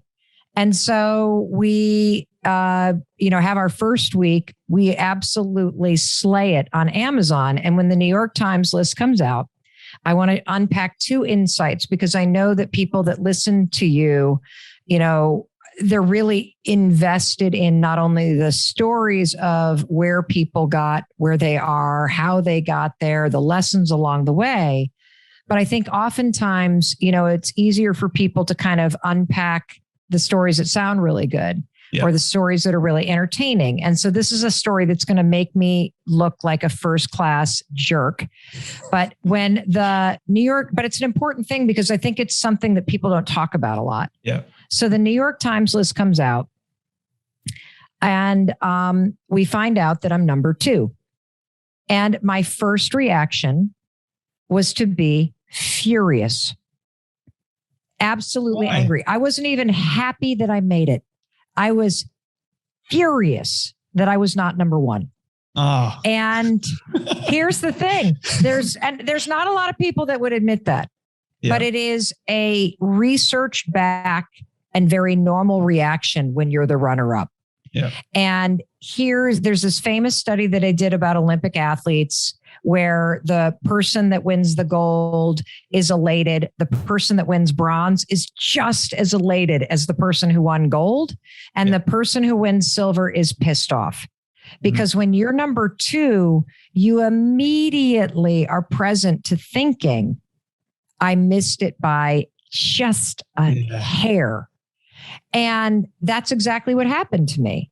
And I think it's important. And then, of course, the next morning I woke up and I was happy again, and I could care less if it was 1 or 2. And, that's sort of the roller coaster of these things. And I'm sharing that because, we don't often talk about sort of the normal but ugly emotions that you feel. No. When your best friend gets into your dream school, of course you're pissed off. Yeah. When somebody that you love gets the promotion that you were gunning for, of course you're going to feel passed over. And that's okay. It's kind of what you do with that really matters. And what I learned in that moment, because I had forever, Jay, wanted to get that acknowledgement of making the New York Times list. Yeah. And that list was important because it seems like everybody cares about that list, even though it's not based on actual sales. It's based on some sort of random, 2 people at the New York Times decide, apparently they switch off each week who gets to decide the ranking. And so it's like a sales meets popularity contest. And so, am I happy that I'm on it? Of course. Did I earn it? You better believe it. Do I hope I remain on it? Yes. Will I, now that I'm kind of like talking openly about the experience of making it? Who knows? Maybe I'll get the ding, when they hear me talking this openly about it. But it actually taught me an extraordinarily important lesson. And I talk about this throughout the High Five Habit. And that is this. Achieving your dreams will not make you happy. No. Working on them will. Yeah. It's the journey, isn't it? It really is. It really is. It is, you can boil happiness and meaning down to one criteria. Yeah. Are you working on something that gives your life meaning? Are you working on something that makes you feel happy? That's it. That's it. Because the second I woke up the second morning was like, oh my God, I made it. That's fantastic. Okay, what are we doing today? Then I thought, well, what's the next game? Like, what's going to be the thing? Because once you achieve something, and in my life, more often than not, Jay, what's happened is I actually have not achieved the thing I dreamed of. I worked for something, I don't get it. And then in hindsight, I realized, oh my God, I wasn't meant to achieve that dream. That dream got me started. And then along the way, I bumped into something that was actually meant for me that was even more amazing than what I imagined. Yeah. I look at life as being like this roller coaster ride. So strap yourself in. It's going to be one hell of a bumpy ride. I always say, just enjoy the ride as we go. Like no matter how the dips go, like those dips are going to give you the strength to get through the crazy times for the next dip. And then as it goes, I enjoy having those high moments. Of course, everyone does. But then it's like, all right, well, like what you said, what's next? What's the next trajectory? What's the next goal? That sort of thing. And it's kind of like everyone sort of feels like they're on this vicious cycle of chasing fulfillment and satisfaction, right? And it's very interesting to me why we do that. Well, I think you just made me think of something else. And that is that, confidence and resilience and fulfillment, it's actually not achieved at the high points in your life. Confidence, courage, resilience, it's like steel. Yeah. It's forged in the fire. You learn more when life is punching you in the face or when you're number two versus, achieving the dream. I was talking to another best-selling author who's in the personal development space. I know you know him, Dave Hollis. Yep, lovely guy. He said something yesterday that I thought was so phenomenal. And he basically said, that he had this insight, and it's a different way to come at what I'm talking about, which is your dreams are hardwired into your soul. Your dreams have a purpose. Your dreams call you through your fears and your anxieties, and they draw you out of where you are and they force you to grow, but they're not necessarily meant to be achieved. And he added this interesting twist to it that I thought was so fabulous, and I know you're going to love it. And that is this. He basically said, that at the beginning of 2020, like a lot of us, nobody knew what was coming. He set out a bunch of goals to have the best year of his life, to, run a marathon, to be in a deeply loving relationship, to put it like, all these things. And then of course, 2020, which became the punch in the face and the gigantic pause and the spiritual values, every reorganization you could imagine for all of us. He said, it's only kind of coming through the gauntlet that has been the most painful year of his life that he realized, oh man, God did answer my prayers. Yeah. I did get all the things I wanted. I just didn't get them in the way I had been planning on. I didn't like how they came. I didn't like the path that I went down. When I was praying, I was thinking I was going this way, but I ended up having to go this way. But now that I'm down the road, I can see that I got everything that I prayed and worked for, just not in the way I had wanted God to give them to me. I love that, because I also say too that oftentimes we are exactly where we need to be. It may not be exactly where we want to be, but it's exactly where we need to be. And oftentimes I find myself doing this. I don't know about you, Mel, but I complain so often. I'm like, I hate being here. Why? Why am I here? Even though it is actually good for me in hindsight when I look back. And I'm thinking, why do I constantly feel that way? Is it like this flaw in my being as being an actual human, or am I the only one that struggles with this? Or no, I think that the reason why you resist where you are, this is my theory, is that life gives you a breakdown that corresponds to the wake up that you need. Yeah. And I find now, having kind of gone through a bunch of stuff in the last 18 months that was deeply painful, that all of the lessons that I finally have learned in the last 12 months because of the tremendous number of things that broke apart in my business or my life or in friendships or my health or whatever, the world, my life had been trying to teach me those lessons for a long time. And I was too stubborn or arrogant or busy or distracted to learn the lesson. Yeah. And so 2020 for me was like a sledgehammer that broke open a lot of things that I had been ignoring, frankly. And life will do that to you. I'm curious, Mel, what does success look like for you? Oh, what does success look like for me? Success is standing in front of a mirror in my bathroom and seeing a person reflected back that I love and that I am proud to spend my life with. What's your advice for someone to shift out of the validation of that external source, more so for what you're talking about here with that impact? Well, let's unpack the seeking of validation from an external source, Okay. because we all do it. It's part of life. We chase likes. We think that if we drive a Range Rover, we've got a certain amount of money in the bank account, that it means that somehow you've made it. And I think that when you measure your value as a human being, or your success as a human being, or your worthiness as a human being on the things that are outside of you, number one, you'll always be chasing it. Number two, it will never be in your control, because the things outside of you can be taken away like that. We just saw that with the pandemic that we've all been living through. And it also means you will never actually be happy with where you are.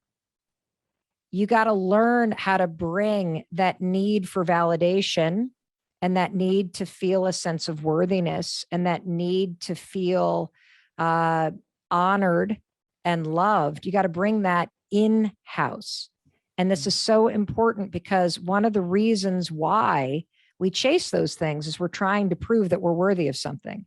We're trying to grab at something that we think will show everybody else that we've made it, or show everybody else that we've earned it, or show everybody else that somehow we're good enough, or prove to our dad, or prove to that person, or prove to ourselves, or whatever. And one of the things that's interesting is that, I just experienced this. It had been a big goal of mine for a long time to make the New York Times bestseller list. And we've made it with the High Five Habit. And, it's week number 3 of the book being out. We're still on the list. But the second that I was named to the list, a couple interesting things happened. Number one, I didn't feel grateful because I earned it. So, I just sort of was like, okay, box checked. And did it feel good? Yeah, it felt good in the moment. But the second the box was checked, I noticed immediate drop in dopamine, kind of that feel good chemical in your brain. Right. Because I had been so conditioned in my life to achieve.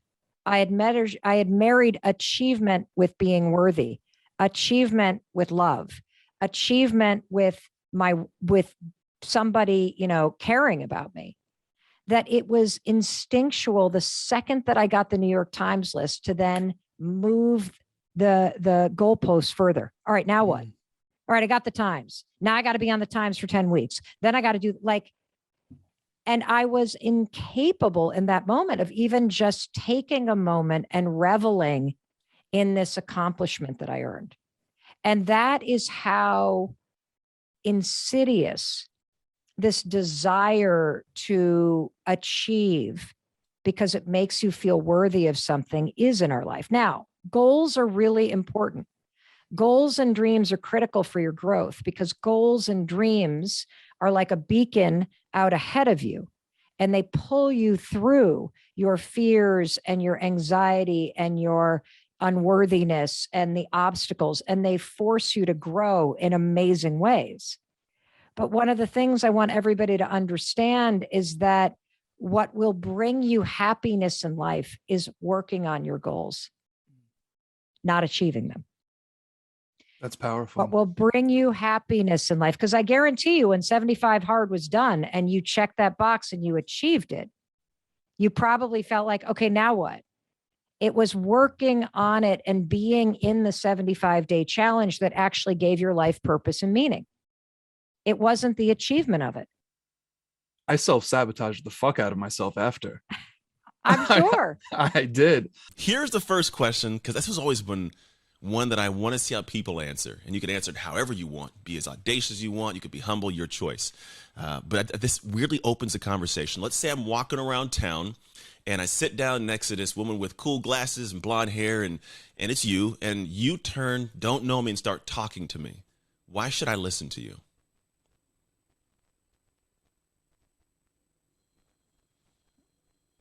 I don't think you should. Oh, okay. Do tell. I think that you should do what you authentically want to do.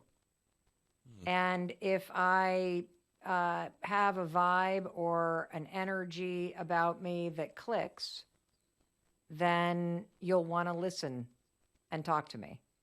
And if I don't, you shouldn't listen or talk to me. I like that. That might be one of the most left field answers yet. Usually it's like, oh, because I did this and I did this, or because I really want to just know about you kind of thing. But I've never heard anybody say you shouldn't. So already delivered in true amazing ways. And I do get that. I think there is this perspective that I lead with that, because a lot of people in our positions who are being interviewed, it's like, oh, you should talk to me because I'm special. And I don't know if it's always the case, because I'm not a fit for everybody. Do you find you've ever had conversations where you feel like I'm supposed to be important, and then someone makes it clear you're not to them? Yeah. I recently had this interview where it was a guy who I think had been in broadcast forever. And he had invited me to come on his podcast. And he's not on camera. He keeps his camera off, and I just say, hey, I've done some research, but could you tell me about your audience and what your ideal intention is for this, so that I can make sure that the way that I show up in this interview really aligns with what your audience likes. And he's like, oh, it's a generic audience. It's like he was just very dismissive. Yeah. And then he asked me the first question, which was, so tell me about the high five habit. And it was a wide open question. And so I said what I normally say, because, I was explaining whatever, I've just written a book about it. And so I'm telling the story, and all of a sudden he goes, could you stop talking? Really? We need a back and forth. I don't need you to give me a goddamn presentation. Wow. That makes me feel uncomfortable right now. Like, oh, that's odd. I literally, this happened last week. And I just felt like that energy shift thing happened. There was something about me or his day, or maybe the booking got shoved down his throat and he didn't even have any interest in it. I don't know. But there was something that was just off. And what I have to applaud the guy for, not the way in which he did it, but I do think that he said what was true for him. He didn't restart the interview, which is what probably would have been a better thing to do, because I immediately went like, oh, well, two of us can do this. And I started to go, yep. Yeah. Okay. That's unfortunate. Yeah, no, I get it. It's the meeting of the minds. Passive, untransformed 25-year-old Mel Robbins showed up for the second half of that interview. I can't wait to hear it. I think that goes back to why I answered the question of why should you listen to me the way that I did. Very it's poignant. It's almost like it's We timely for that same spend- question. Yeah, we spend too much of our lives pretending and managing other people's expectations and wasting time and energy on things that we actually aren't interested in or care about. And I think it's very important for everyone to wake up and realize at some point this thing called life is over. And it's important that you not waste it pretending to do things or spending time on things that don't matter to you. And you don't have to be rude about it. But when you have a level of self-awareness about what you really click with or interested in or want to change about your life, you now know what to spend your time on. Yeah. I think even that aspect of self-awareness, it gives you better peace too. Years ago, someone told me, they said, it's hard to see the label when you're inside the jar. And so when you're running around, an interesting one. Yeah. I was like, ooh. Wow. Because you're floating around like your life's funky. One. You need to do a whole video about that. Will you do a video about that? Yes. Yeah, I'll do a video about it. That's like, see, we've got filming next week. I'm gonna get a video about that because there is a concept there that's when you unpack it. I think the experience of life we're unaware is because of how we're operating in the jar, but we can just haphazardly and unintentionally be affecting things outside of us with no clue. Then we keep so let's perpetually doing unpack the same thing. Please Let's unpack this in real time. Yeah. So if we take that analogy, it's hard to see the label when you're the one inside the jar. Mm-hmm. If you look back at the last year of your life, what is the label that is on the outside of the jar that you couldn't see? You're asking me personally. It sounds like you're doing. Yeah. Yeah. I noticed you were doing. I'll that. answer it too. I was like, in midway, she's gonna like poke me. No one does this. I love this. All right. My label here, honest one. I have a son, ADHD. I have ADHD, less of the hyper nowadays, or I just move it different ways. But we have this clashing of personalities, and I want him to be, and I operate in ways that the true Anthony, the quiet one back there goes, you're doing it wrong. And the one that's out here is like, shut up, I'm dead. Go to your room, right? So the label that I've had is you are not the perfect father to him. Not that I'm a bad father, not that I'm a great, but I'm not the perfect, right? And so the label is I need to spend more time parenting my son the way my son needs to be parented, not the way I want to parent him. That's beautiful. What that made me think about is that one of the biggest challenges that I have as a mom is dealing with any issue where our kids feel anxious, because it triggers my own anxiety, and then I rush in to try to get rid of the anxiety and solve the situation, which only makes the anxiety stick around and come back because I'm not teaching them how to problem solve through it. I'm rescuing them. And so that's been a really difficult issue for me to try to work through. But that's not the label on my jar this year. Okay. I know what you're talking about there, though. Yeah, it's that one issue. Parents, my best friend is called you're about triggered that. by the shit that's just like that's yours that you haven't dealt with. That's why it makes you annoying. It reminds you of stuff about yourself that you don't like. Yeah, true. So I think my label would be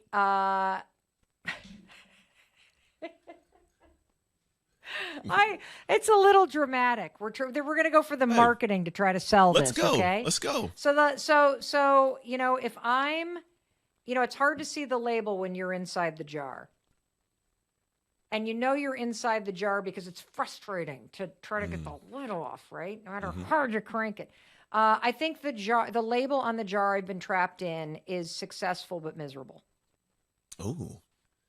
Very interesting. That as soon as you said that, I thought back to one of the videos I saw you post about, I got this book to write, but I'm just doing dishes and cleaning the fridge out. You're like, I don't want to do it, but I got to do it. And it's like, do I want this? Do I want the TV show? We even had a conversation about that. Yeah, keep going. Well, about 18 months ago, our mutual friend, Brendan Bouchard, I called him. I was having yet another breakdown in something related to business operations, business process, that kind of stuff that I'm just horrendous at. And he said this, well, this is all fixable. What do you want? And I said, I don't know. I don't know what I want. And it dawned on me that my success was born out of a crisis. I mean, just 5 years ago, my husband and I still had liens on the house that we live in because of the restaurant business that my husband had been in. And I became so successful, but it was out of this fear that we were going to lose everything. I mean, we went from 800 grand in debt and facing bankruptcy and liens on the house to just this insane level of success. And I never stopped to hit the pause button and say, okay, you don't have to run anymore. You don't have to panic. You need to be smart and you need to work hard, but you don't have to operate from a place that everything's an emergency and everything's going to get taken away.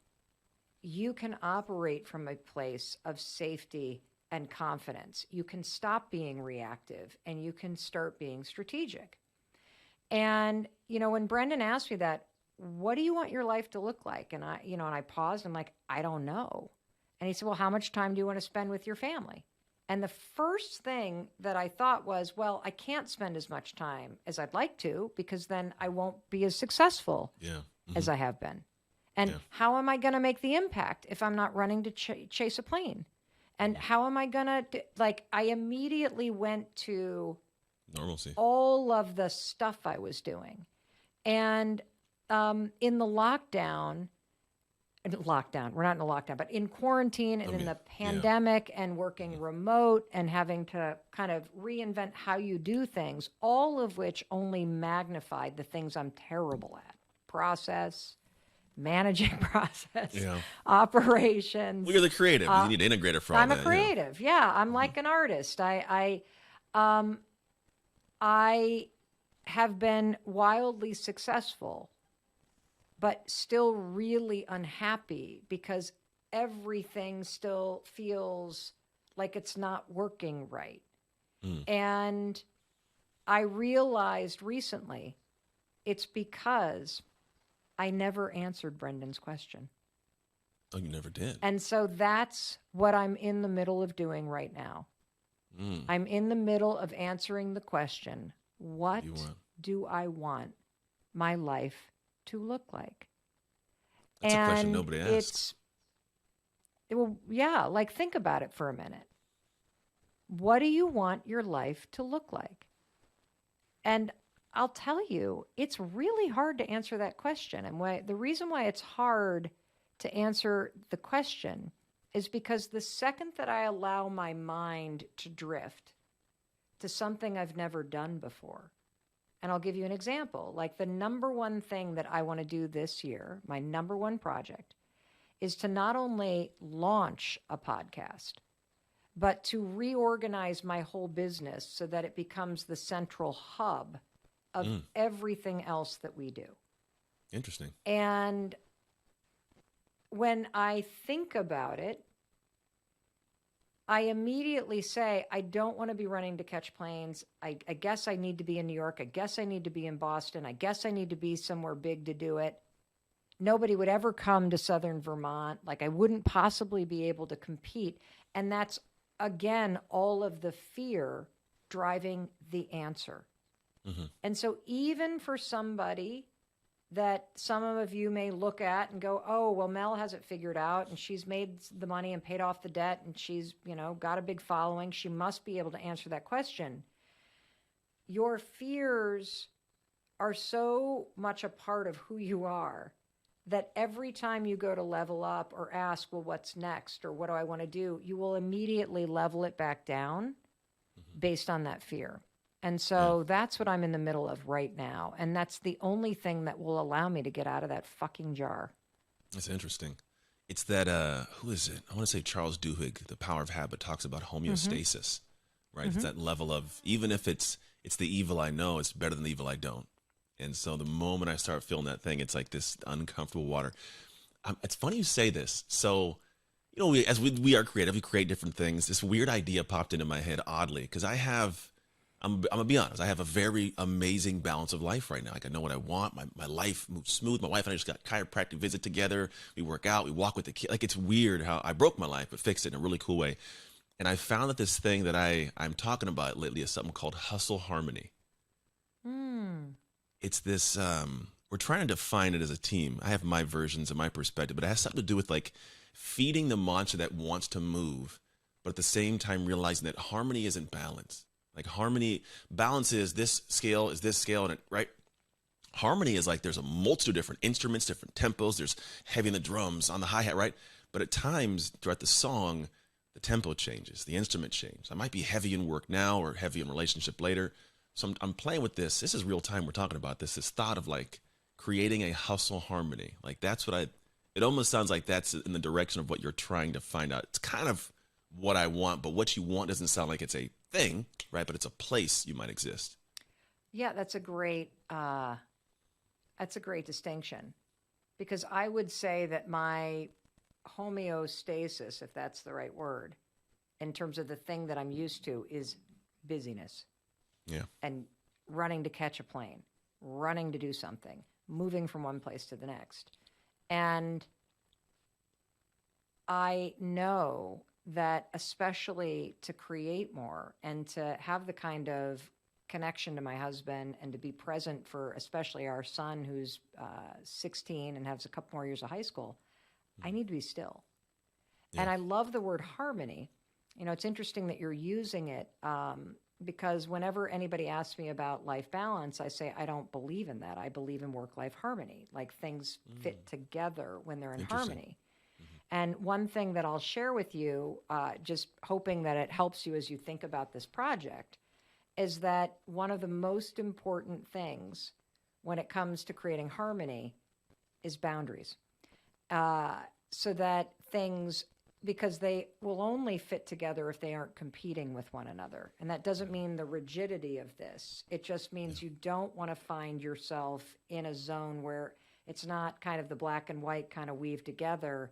Everything's a gray blob, because you're always working or always together, and it's never any kind of, there's got to be a little bit of separation. You still got to hear the horn for it to be in harmony with the drums. True. Yeah, I agree with that. It's funny. As I'm workshopping something for a workshop Friday, and that's exactly one of the final points is, it's all great. Have a great plan, but if you don't have bulletproof boundaries, like things that nobody gets in and out of, right? And they could move, but like you'll fall apart. When I think about how far I've come, in terms of my life, how I spend my time, what I'm doing, in a mere 10 years, it's jaw-dropping. And I think it's also, or what I hope, my intention is that as you listen to Emma and you listen to me, Mel Robbins, today, that there's something about what we're talking about that feels utterly attainable in a way that it never has before. And that whatever it is that makes you feel either a little dark or a little stuck, that there's a crack that happens and a little light comes in. Because I think when you get aligned, or I should say realigned, with your true nature and with what really is in your heart, it's unimaginable. I don't even know if that's a word, but it's unreal what you can create in your life. Absolutely. We'll make it a word, Mel. I love it. So before we dive into all of your juicy content that you teach, I would love to ask you this. This is a question that I ask every single guest that comes on the podcast, and I don't actually know this about you as well. So I'll be interested to hear your response, whether you class yourself as spiritual or not. So when did you spiritually awaken? What's your story? Well, I don't think that I could, I'm not one of those people that has a moment. I think that there are all kinds of defining moments in terms of awakening. And I believe I'm still awakening in a spiritual sense. I am a deeply, deeply spiritual person. If you want to kind of tick the boxes in terms of context, I'm 53 years old. I grew up in the United States in the Midwest. I was raised in a family that went to a Methodist church, a pretty liberal one, in a small town in Michigan. But we basically only went on Easter and Christmas. And I really started what I would call a deeper journey into spirituality in my late 20s, when I became very, very interested in personal development. And the second that I took my first kind of course on human potential and the human experience, and I'd been in school for a long time. I had gone to an Ivy League college in the United States. I went to a top law school. I'm intellectually curious. What I was learning in weekend courses in windowless conference rooms, wearing a name tag with a bunch of strangers, was way more interesting and way more enriching to my life than 4 years of university, 3 years of law school combined. And so I think that it began there, but it wasn't a moment. I have a number of moments that pop out in terms of huge awakenings. But I hope to God that I am still going to continue to have them, that spirituality is something that can get deeper and deeper and deeper and richer and more woven into your day-to-day life. And to me, spirituality is kind of two things. The most important aspect of spirituality for me is a profound connection with self.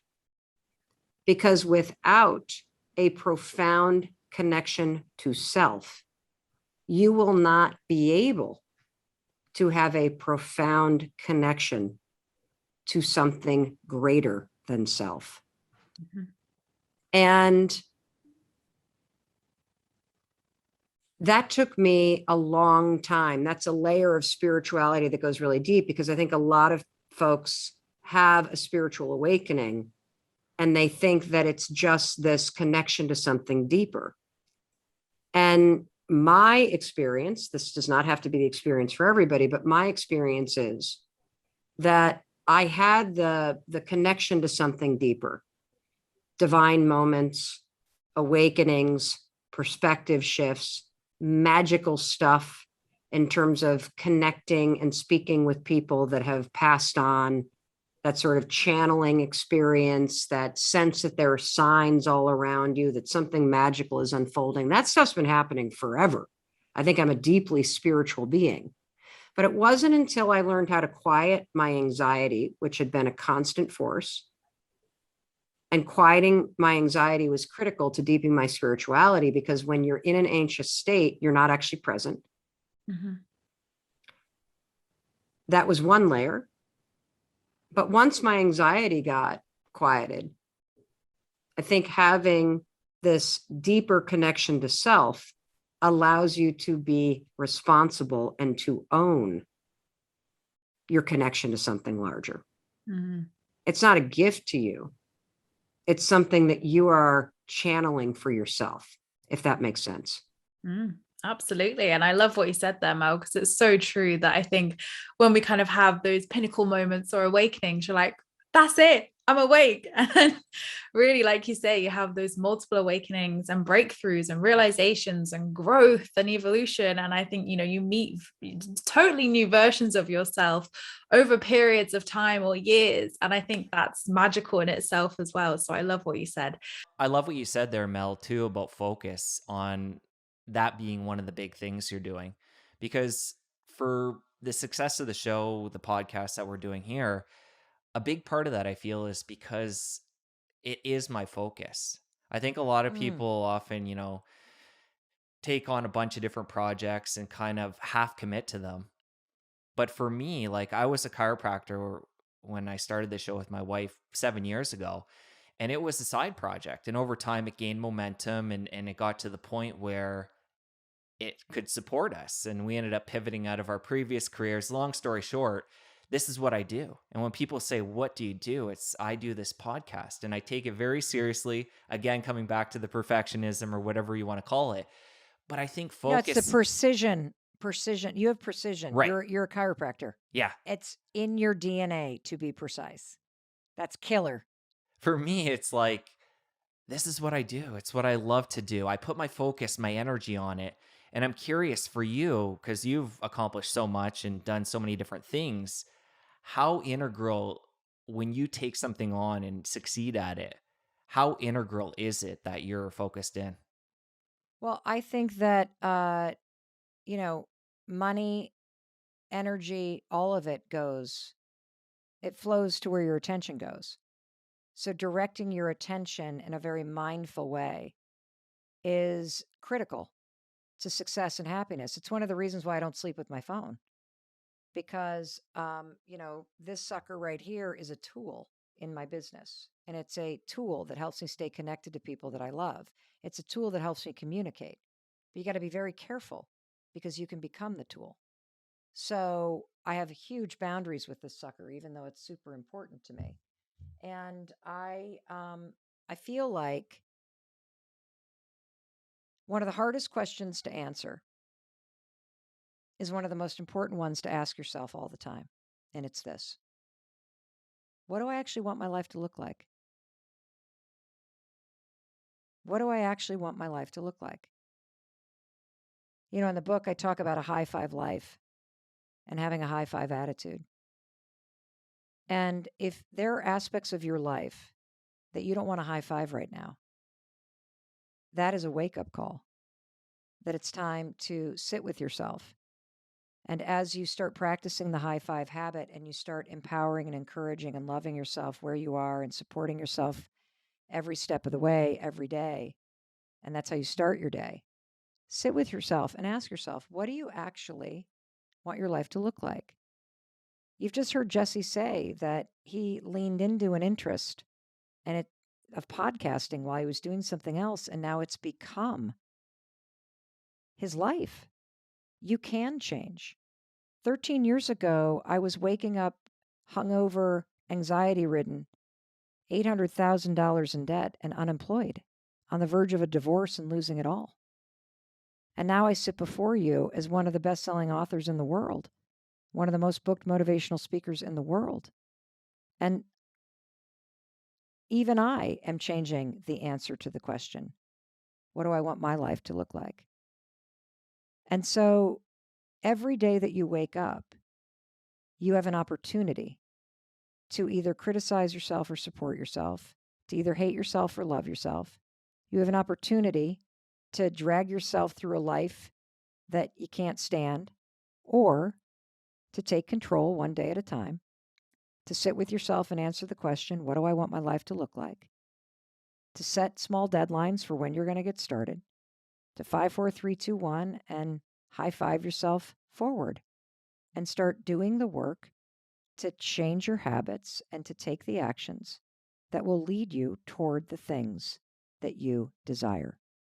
And the very first step is just giving yourself the time and permission to sit down and focus on what that answer actually is for you. I love that you brought up the what do I want my life to look like, because I'm a big advocate of this as well. And I can see through And here, through what you're saying, you're using this to, guide your upcoming path to have a podcast. I heard you mention you don't want to be touring as much and speaking in person. So you're looking at, what do I want my life to look like? What do I need to do? This podcast is part of that solution. Exactly. So I love that we can use that example and highlight that. Oh, I barely got through this in the audiobook. I mean, when I read this chapter in the audiobook, I was literally almost as I read it. And I said to my team afterwards, we need to re-record that. They were like, are you kidding me?